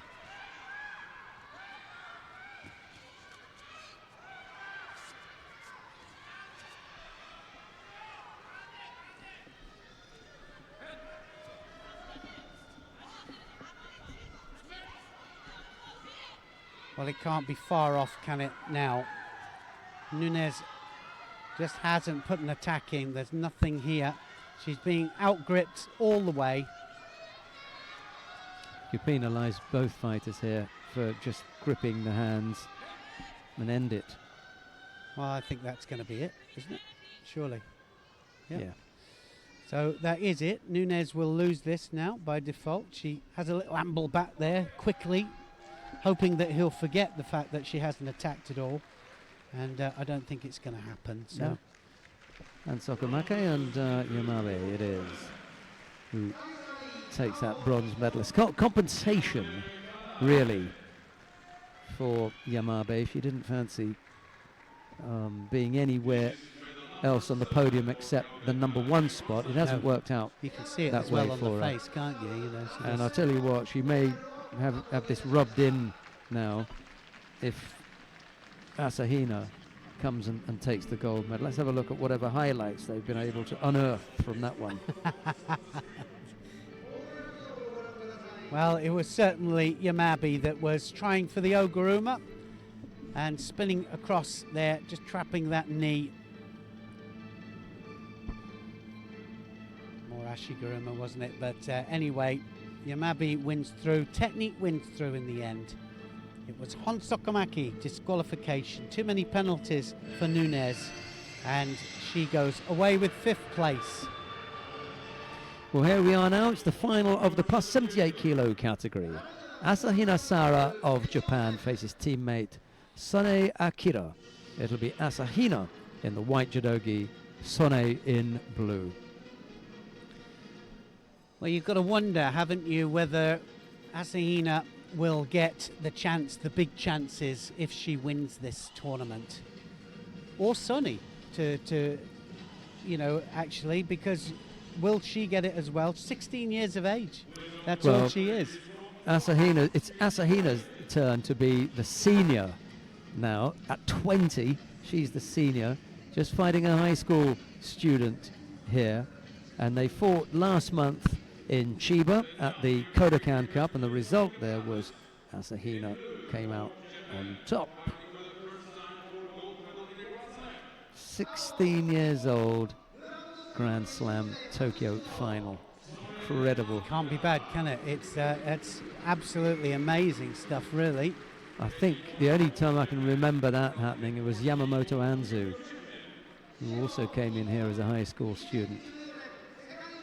In the under 52 kilograms. And in the under 52 yes, first. I remember because they had quite a documentary about her actually. Oh, I didn't see it. Showing her at school and then she moved up to under 57. Yes, that's right. And now it's a category that's absolutely stacked. Yoshida Tsukasa is up there in the stands watching on 57. Udaka Nai, the former world champion, is up there. There's no room. Bad move. Yeah. Well, what can you do? she was getting too big. She had to go up there. So here we go then. Asahina in white, and we've got Sonny, just 16 years of age and going in her first senior international Grand Slam final. Asahina coming out here, she kind of knows that she's the senior here. She needs to really assert her authority. She looks very confident, doesn't she? She is. She is a confident individual, and she's very chatty off the mat, speaks good English. Yes, she does. I know she does. She'll look for the sleeve grip. It's right against left here. Asahina right-handed. Tries the Uchimata. Easily stopped there by Sonny.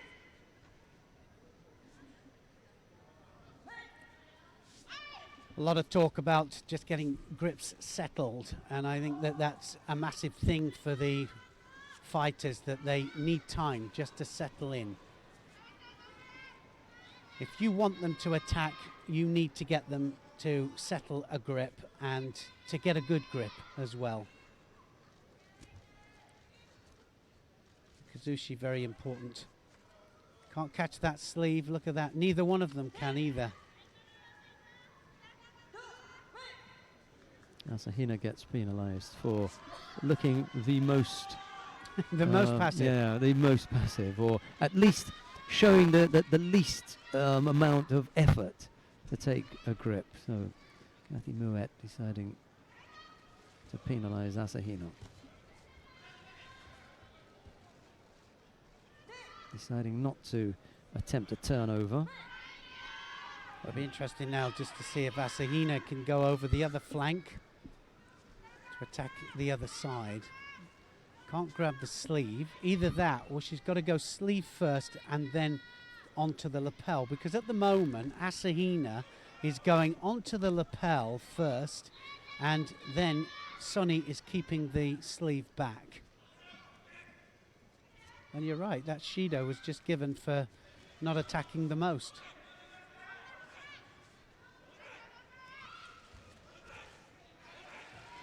Got 3 or 4 Uchimatas there from Asahina. Well, at least they're going for it.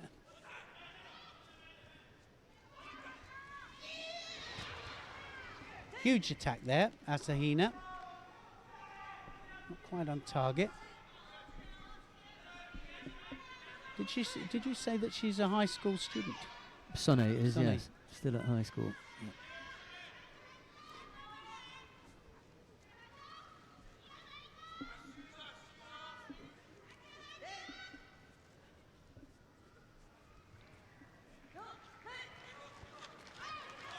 So 1 Shido apiece. 1 minute 28 left. Is it going to go to golden score? Now Asahina has the sleeve.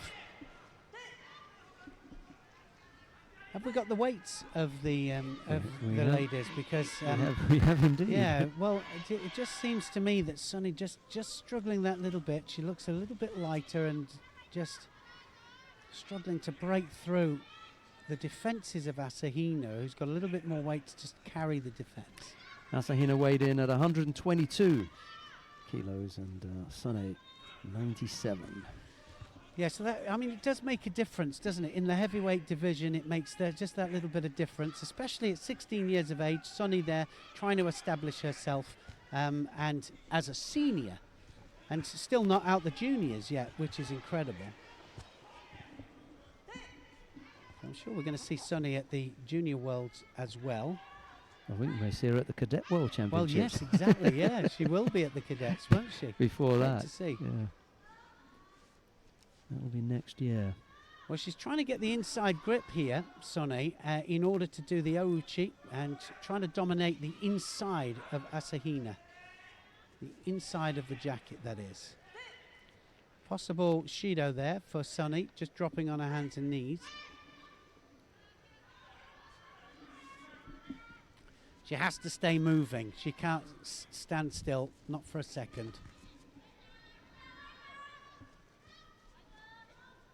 Well, I thought that Asahina would take control of this a little bit earlier. Yeah, she's found the youngster a little bit more difficult to break down than she probably thought. Golden score. Any score now. Any Shido. Any throw. Any hold down. Arm lock or strangle. Nice Ouchi there from Sonny. She has to keep hold with the hands. She will get the Shido if she lets go again. She can't collapse onto the hands and knees. Little bit of frustration there from Asahina.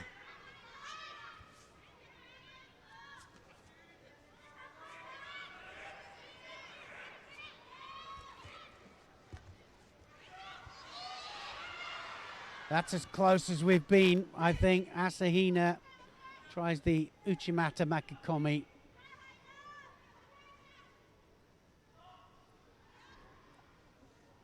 Well, they're working hard out there, aren't they? They really are. Asahina's worked up quite a sweat, hasn't she? Well, just really working hard at it, and I've got to say that Sonny really taking the fight to Asahina. It's good to see. That's it then. Wow. Well, I would have liked to have seen at least another minute. I thought that they were both trying there, and I thought that for sure Sonny was trying to get the inside grip. She was trying to do the Ouchi. She was trying to move Asahina. Well, it's the second time that I've seen that on the weekend that I didn't agree with. I thought, just let it go another cycle, Yeah. you know, and if Asahina comes up with another attack and there's no answer, then okay. Yeah, just let them carry on with Yeah. it. But anyway, a little bit rushed there, I think, in that particular final to give the decision. Certainly, for me, Sonny deserved another minute.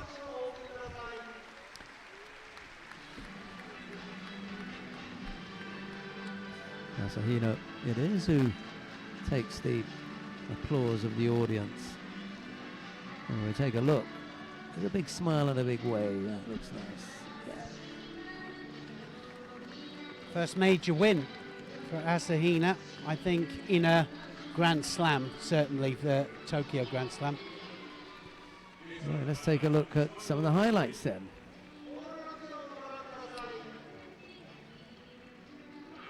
Well, it was Sonny that was dominating the inside grip. She was the one that was trying to get the momentum for the technique.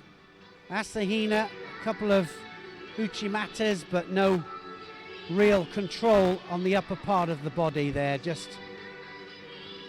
flop and drop, really. But anyway, Asahina gets the nod.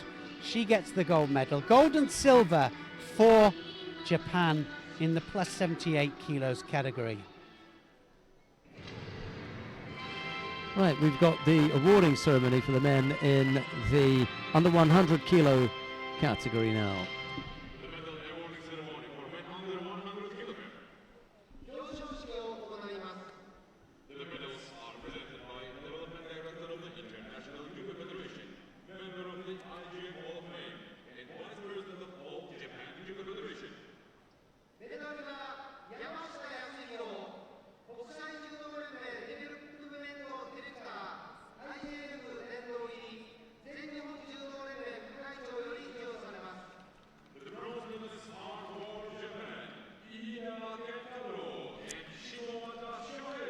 The bronze medals go to Ida Kentaro of Japan and to Shimawada Shohei, also of Japan.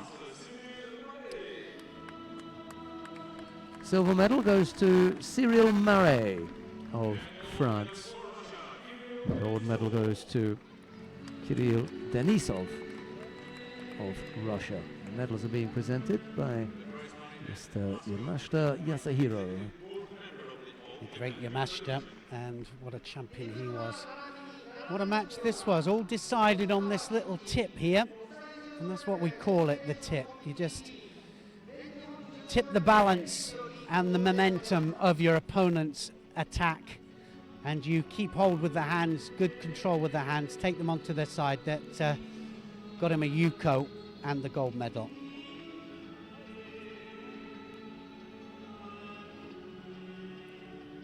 Two contests at the new weight category there for Denisov.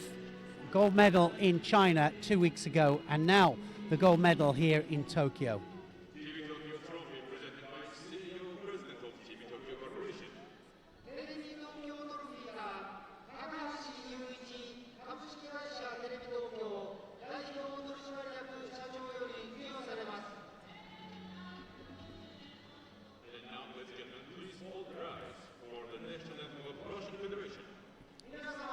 Now the national anthem of Russia.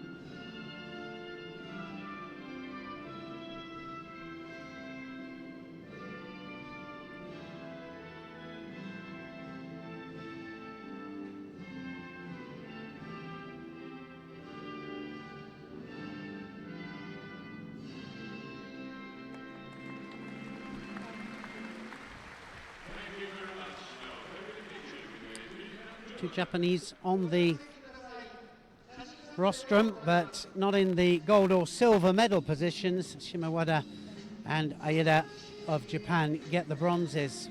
Cyril Marais of France gets the silver, and Kirill Denisov of Russia wins the gold.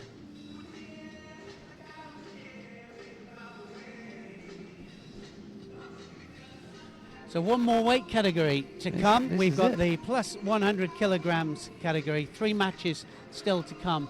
2 bronze medal matches first, and then the last gold medal match of the whole tournament.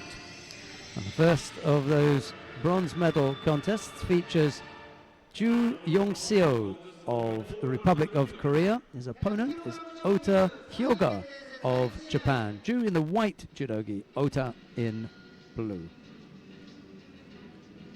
Just looking at their ages there. Ju Yong-seo, 22 years of age, 18 years of age, Ota Hyoga. And when I said that it gives them a chance, the host nation, to put some of their juniors in as well, top juniors in against top seniors. What an opportunity, and that's exactly what's happening here. This young man here, just 18.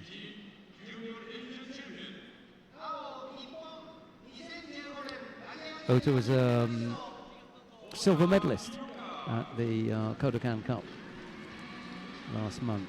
So that's how he got his place here.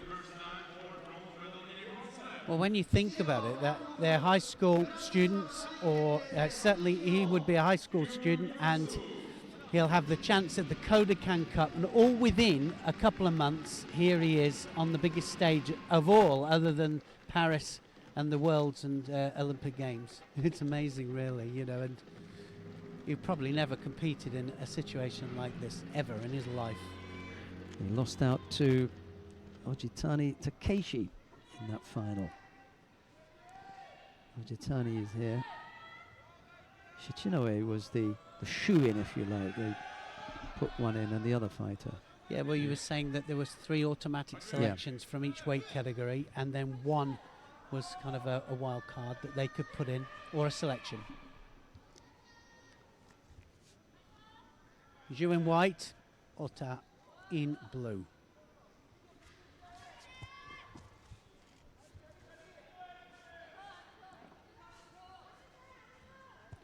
Heavyweight division over plus 100 kilograms.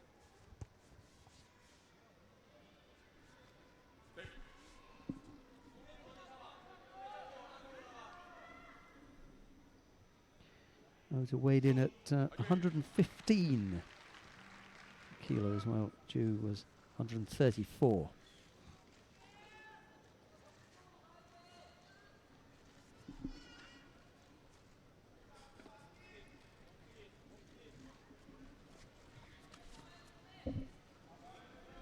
We were saying with it, it's got to be good weight, not bad weight, and it's useful weight that is either power or certainly base for speed as well.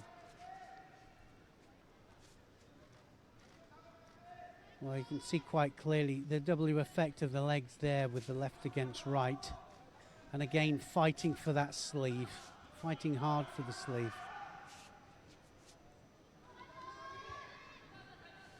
And, Ota says, let me have that. Oh!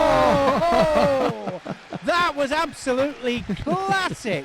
Well, I was saying, wasn't I, that I was saying he wanted that particular sleeve for that particular reason there. Oguruma, and straight the way over the top. That was brilliant stuff.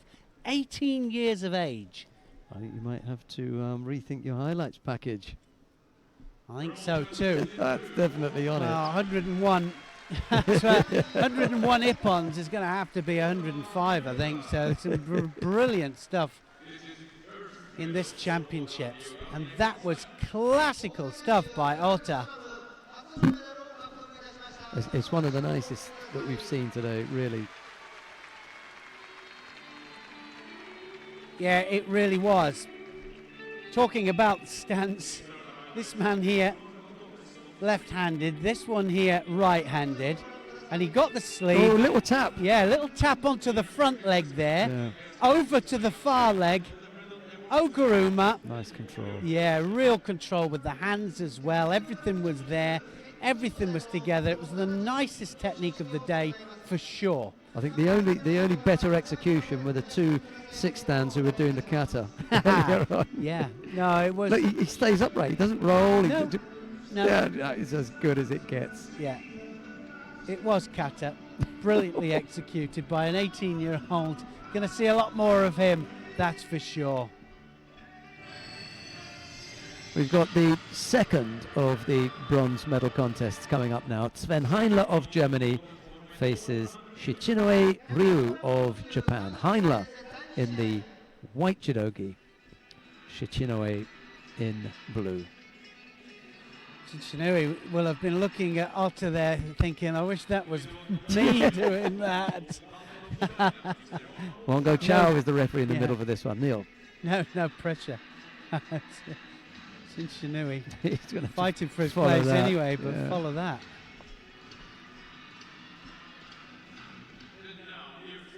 Heinle, though, always there roundabout as well. World ranked 31 at the moment. Shichinoi down to 16. Bridge too far, this one, I think. I think so too. I think he was. I'm surprised actually to see him in. Wasn't sure whether he was going to carry on after the Olympic Games. Didn't make the Olympic team, of course.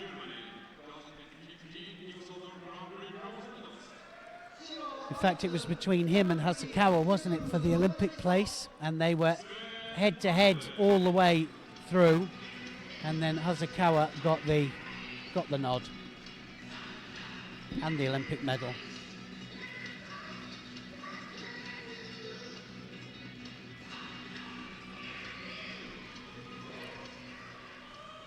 Onto the tatami steps. First of all, Shichinoi, and then Heinle.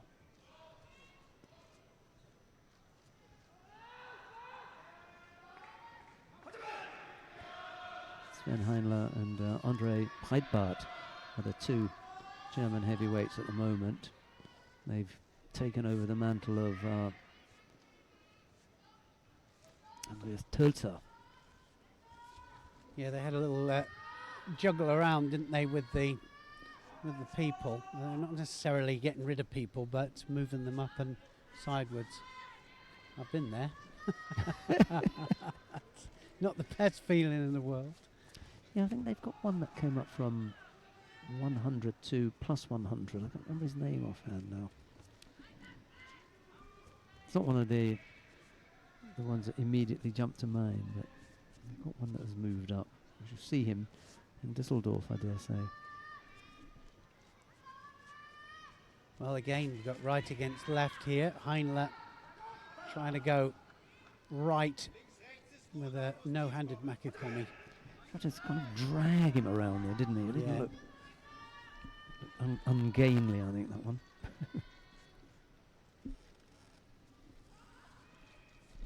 Oops. Sorry about that, ball. Just dislodged his Well,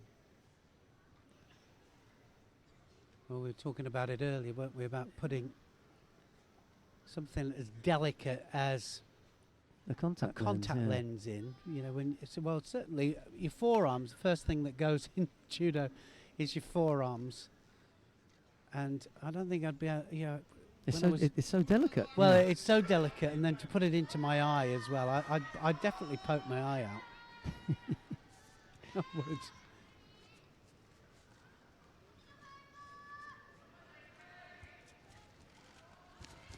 Tries the Cianagi, and that wasn't so far off either. Shichinoi will have to attack soon. Neat little effort from Sven Heinle. Showed him the left side and then the right to follow. In trouble here though. Managed to break the grip off, but when Shichinoui's right arm goes up high on the collar there, Sven looks decidedly uncomfortable. Got an odd style, hasn't he, Shichinoi? He kind of reaches sometimes for his techniques. They don't all work in a biomechanical way, in the way that they should anyway. So he kind of, he does it with the ouchi, he does it with the uchimata as well. He kind of a spinning uchimata, but yeah, just slightly different. Despite the fact that as far as a physical specimen is concerned, it ticks all the boxes, doesn't Yeah, he? he does. Yeah, he's an athletic heavyweight. You know, if I was going to come back in another life, I might ask for a body like that. Given the one that I was given this time round. Maybe not that, but half the contest gone, no score. Both fighters have picked up a penalty apiece. You're watching the second of the bronze medal contest in the plus 100 kilo category between Sven Heinle of Germany in the white judogi and Shishinue Ryu of Japan. I'm going to say he's dicing with trouble there. Shinshinu is backing him up, and it's going to pay off this time because Heinle is going to get a penalty. But you're dicing with trouble when you start forcing people off the edge. You really are.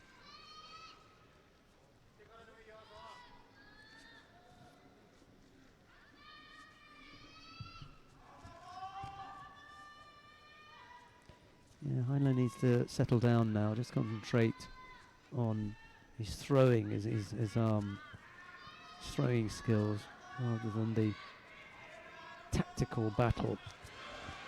Could have turned him there.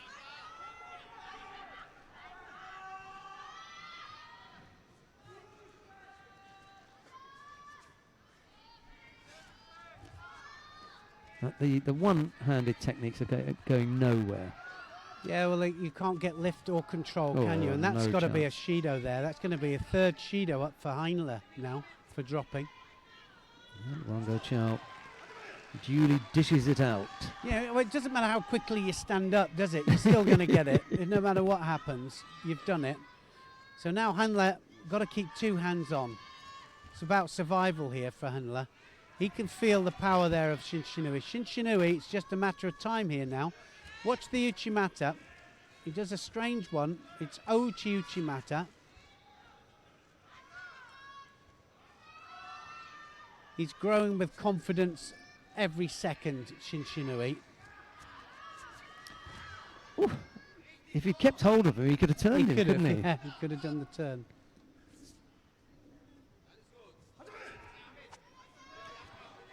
Poor Sven, appears to have lost his way here.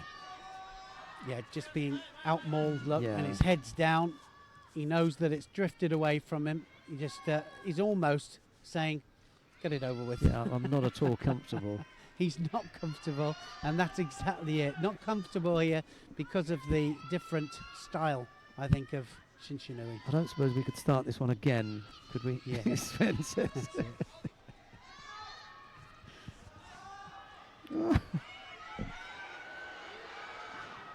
Oh, I don't believe it. That would have been something. If he had.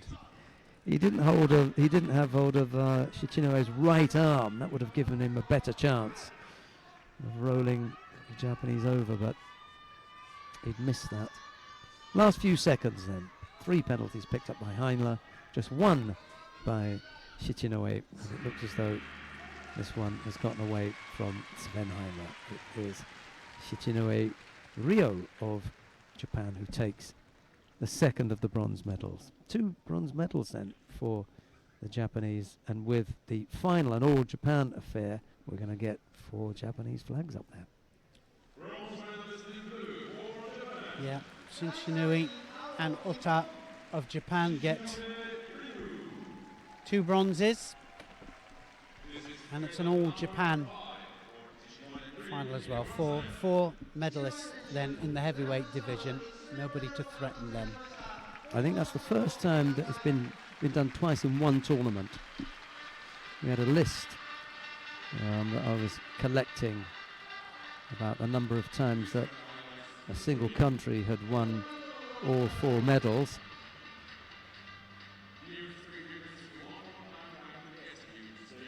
That was at the Grand Prix in Qingdao in 2009. The Chinese won the plus 78 kilo category. Just going to make sure that it hasn't been done at the same tournament in the same year, and it hasn't. This is the first time ever then that we've had 2 weight categories dominated by one country. Well, we come now to the proof of the pudding, because there you are. The 2 Japanese in the final of gold and silver will go to Japan. It's just a question of who's going to win it. And the 2 fighters are Kageura Kokoro of Japan. He faces Ojitani Takeshi. It'll be Kageura in the white judogi, Ojitani in blue. And here's Neil Adams with commentary on this. Be interesting just to see if Ojitani, well, it's a great opportunity for Ojitani now to win the big one, and it is the big one. This Grand Slam is huge. It'll take his world rankings up as well.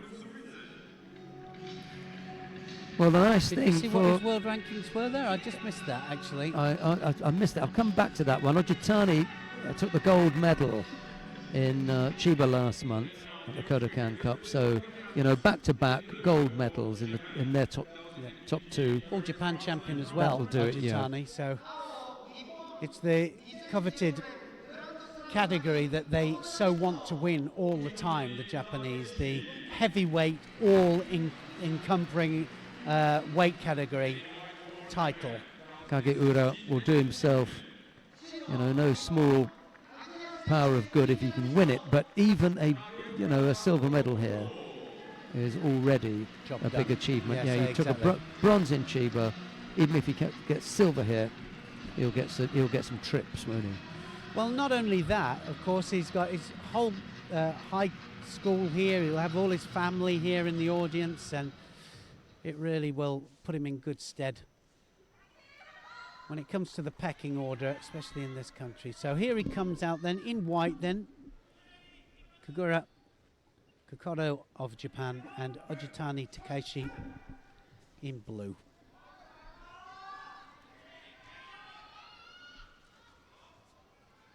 Ojitani ranked up there at number 28 in the world, and his opponent Kageura at 43.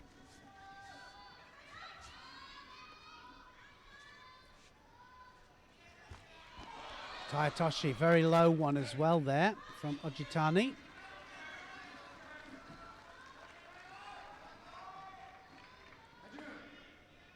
I know David McFall really likes Ojitani.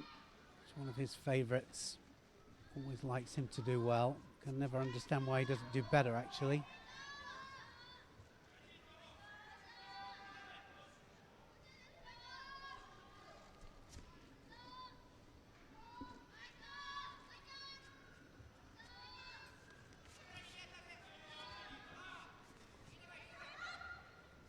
Well, he's only 24, so yeah, still plenty of time. For a I heavyweight. think it's just winning out there. Loses to foreigners sometimes. Fights well against the Japanese.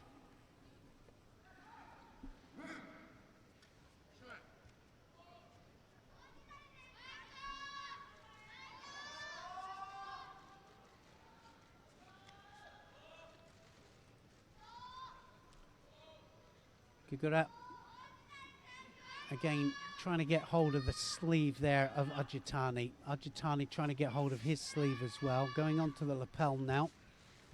Ooh, that was close, wasn't it? Kosoto there onto the outside of the leg. Kageura almost had Ojitani unsettled.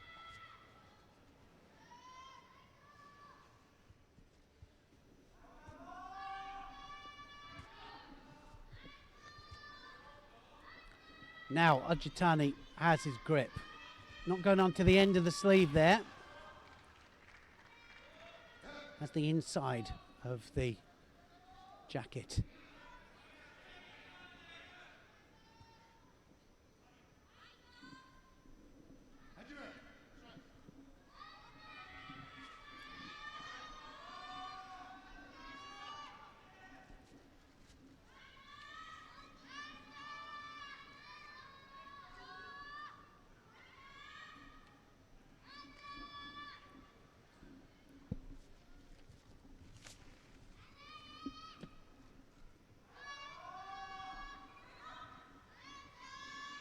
Well, one of them has got to really start to go on to the other flank, I think. I don't think that either one of them has looked throwing over the other side.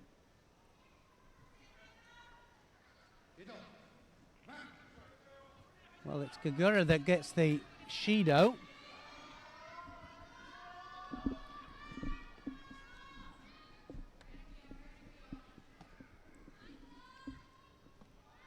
So now maybe that will inject a little bit of pace into this match. The last match of this 2016 Grand Slam here in Tokyo. The last one of the whole year. Everybody has a little bit of a break after this. Enjoy a little bit of extra food and maybe the odd party or two. Christmas break. Certainly. They like to celebrate that Christmas break here with a particular brand of chicken. I'm not going to mention the who it is, but Is that right? it's traditional Do you have to here in catch it Japan. first? Yeah, you Oh, do. right. Yeah. Someone does all the catching and cooking for you. That's interesting. It's all packaged neatly with 11 herbs and spices as a hint. Somebody was telling me that there was a delicacy that you can buy and you have to eat, and if you don't cut it in the right way, it kills you. That one has escaped me. Mm. Single Shido against Kageura. A little over a minute left to go. Ojitani with a slight advantage, having remained penalty-free up to this point. Vladimir Nutsubidze, the referee, has decided that he's going to penalise both fighters for failing to take a grip. They've both been just holding off one side, shielding one side, and that's that signal there. Need to take a grip. Well, into the last minute. It's remarkable, isn't it? Not one technique here that's looked anywhere near. Dropped Seoinage there from Kagura. Ojitani just as guilty, though. He hasn't done anything either. Well, at least we saw one piece of brilliance, didn't we, in that bronze medal match? Yeah, that was just amazing, wasn't hit it? Ota doing the technique of the whole championships for me. Certainly of this today. Absolutely super, yeah. Well, still can't catch the sleeve. I think another penalty any second now is going to go. Here we go.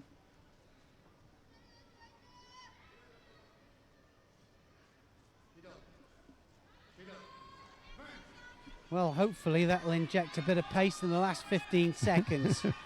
Kagura then gets 3 penalties. One more and it's on Tokamaki. Ojitani now just going to waste that time, and he doesn't care. He just wants to win the match. So it's going to be a gold medal for Ojitani.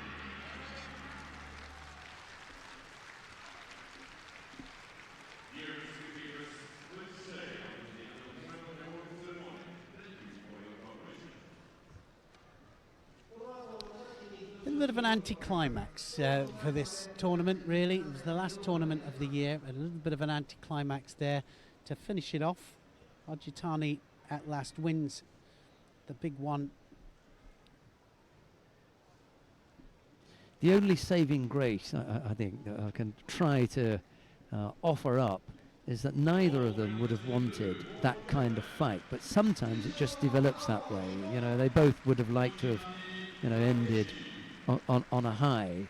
But it doesn't always work out that way, and it looks as though Kageura is carrying a back injury as well. He leaves them out rather gingerly.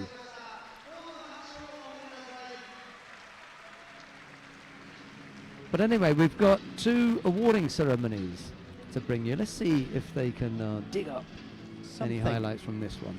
Well, one of the biggest problems, of course, was trying to get hold of the sleeve, wasn't it? They couldn't actually grip up. So the penalties being handed out willy-nilly for that.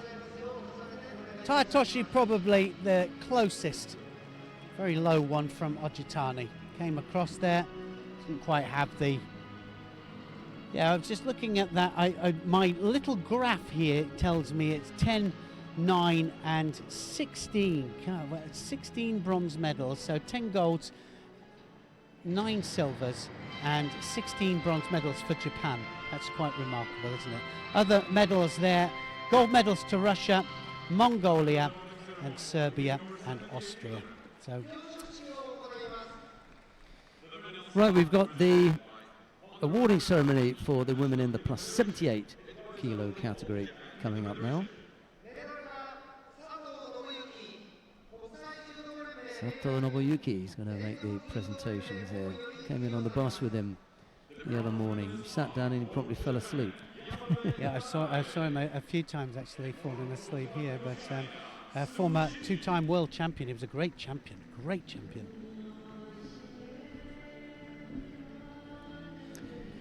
Great honour to have him present the prizes there to the bronze medalists. And the bronze medals go to Yamabe Kanae of Japan and Sushin of China. She gave us a little flash, didn't she? It was nice. Yeah, she did. She technique. fought well, Sushin. The silver medal goes to Sane Akira of Japan. And the gold medal goes to Asahina Sara of Japan.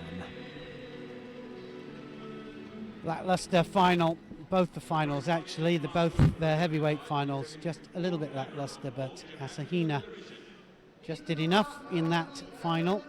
Her world ranking of 32 will certainly go up after this tournament.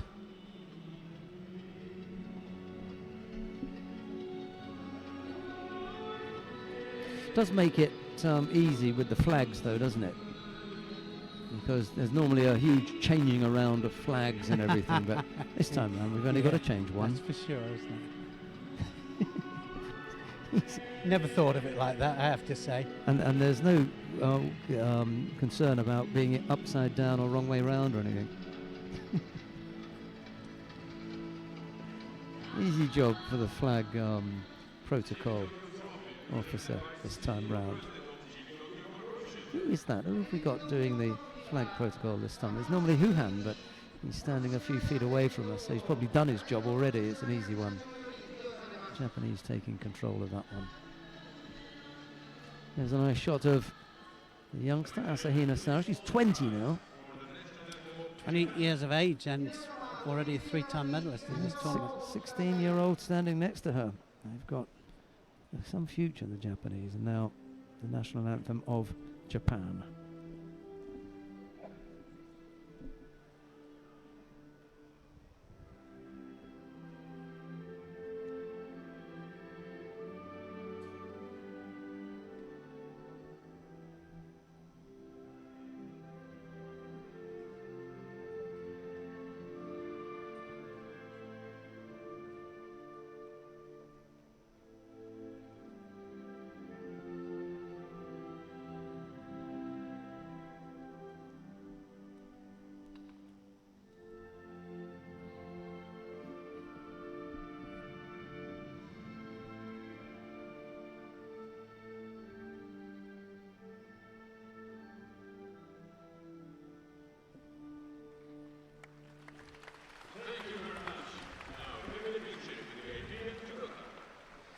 Hans van Essen has just sent us a really nice piece of information, and I'll let you know after that when Neil gives you the rundown of the winners of the plus 78 kilo. Yeah, the two bronze medals then. Su Chin of China. She was the one that offered us some good technique in her bronze medal match. Yamabe gets the other bronze. The silver medal goes to Sunny of Japan, and Asahina Sara gets the gold. Yeah, it was some information about the youngest medalists. Not necessarily gold, just who took medals. Well, 16 years and 141 days. I won't go into the days, but thanks very much. Yeah, 16 Abe Uta, 16 Sane Akira, 16 Batamir Korlu from Mongolia. That was at the Grand Prix in Ulaanbaatar. There are a few youngsters there, but the two 16-year-olds, two 16-year-olds here at this competition. Thanks very much, Hans van Essen. And greetings to you, Neil, from Hans van Essen. And say a big hello back to Hans, please.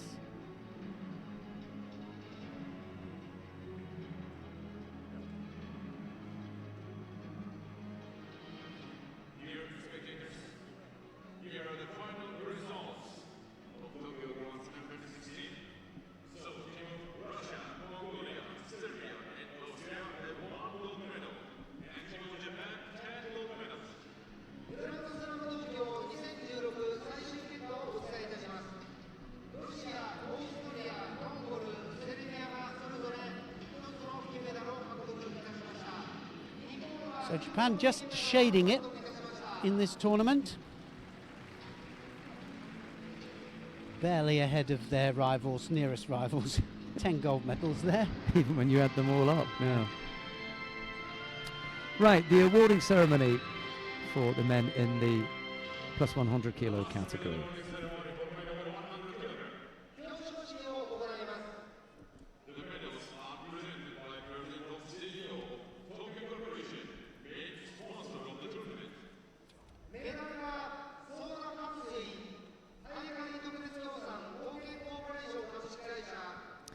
All 4 medals went to the Japanese here.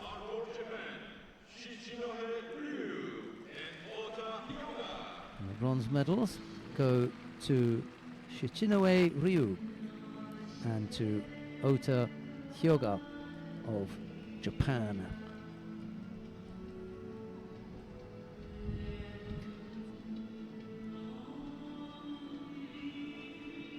The silver medal goes to Kageura Kokoro of Japan. The gold medal goes to Ojitani Takeshi, also of Japan. Here's Neil. Brilliant performance by the Japanese in the plus 100 kilograms. Clean sweep for them. Not the best final, that's for sure. It certainly was lacking the ippon that we would like just to finish the whole tournament off. That was about the closest there with the Tayatoshi, but wasn't to be in the end.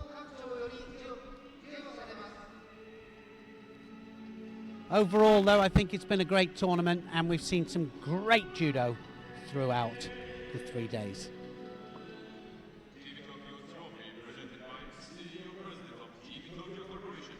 Ojitani's got a trophy to come as well.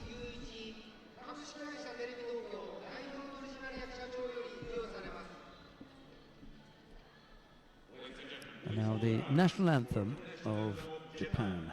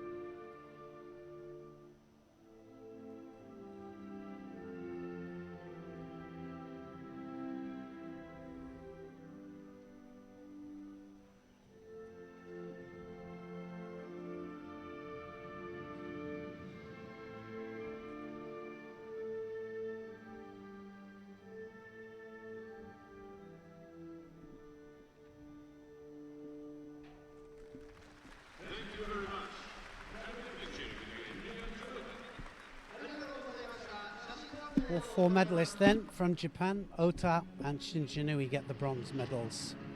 Silver medal goes to Kageura Kokoro of Japan, and Ojitani Takeshi gets the gold medal in the plus 100 kilograms category. So after 3 amazing days of brilliant judo, Japan have shown us what incredible depth they have with a magnificent display of judo.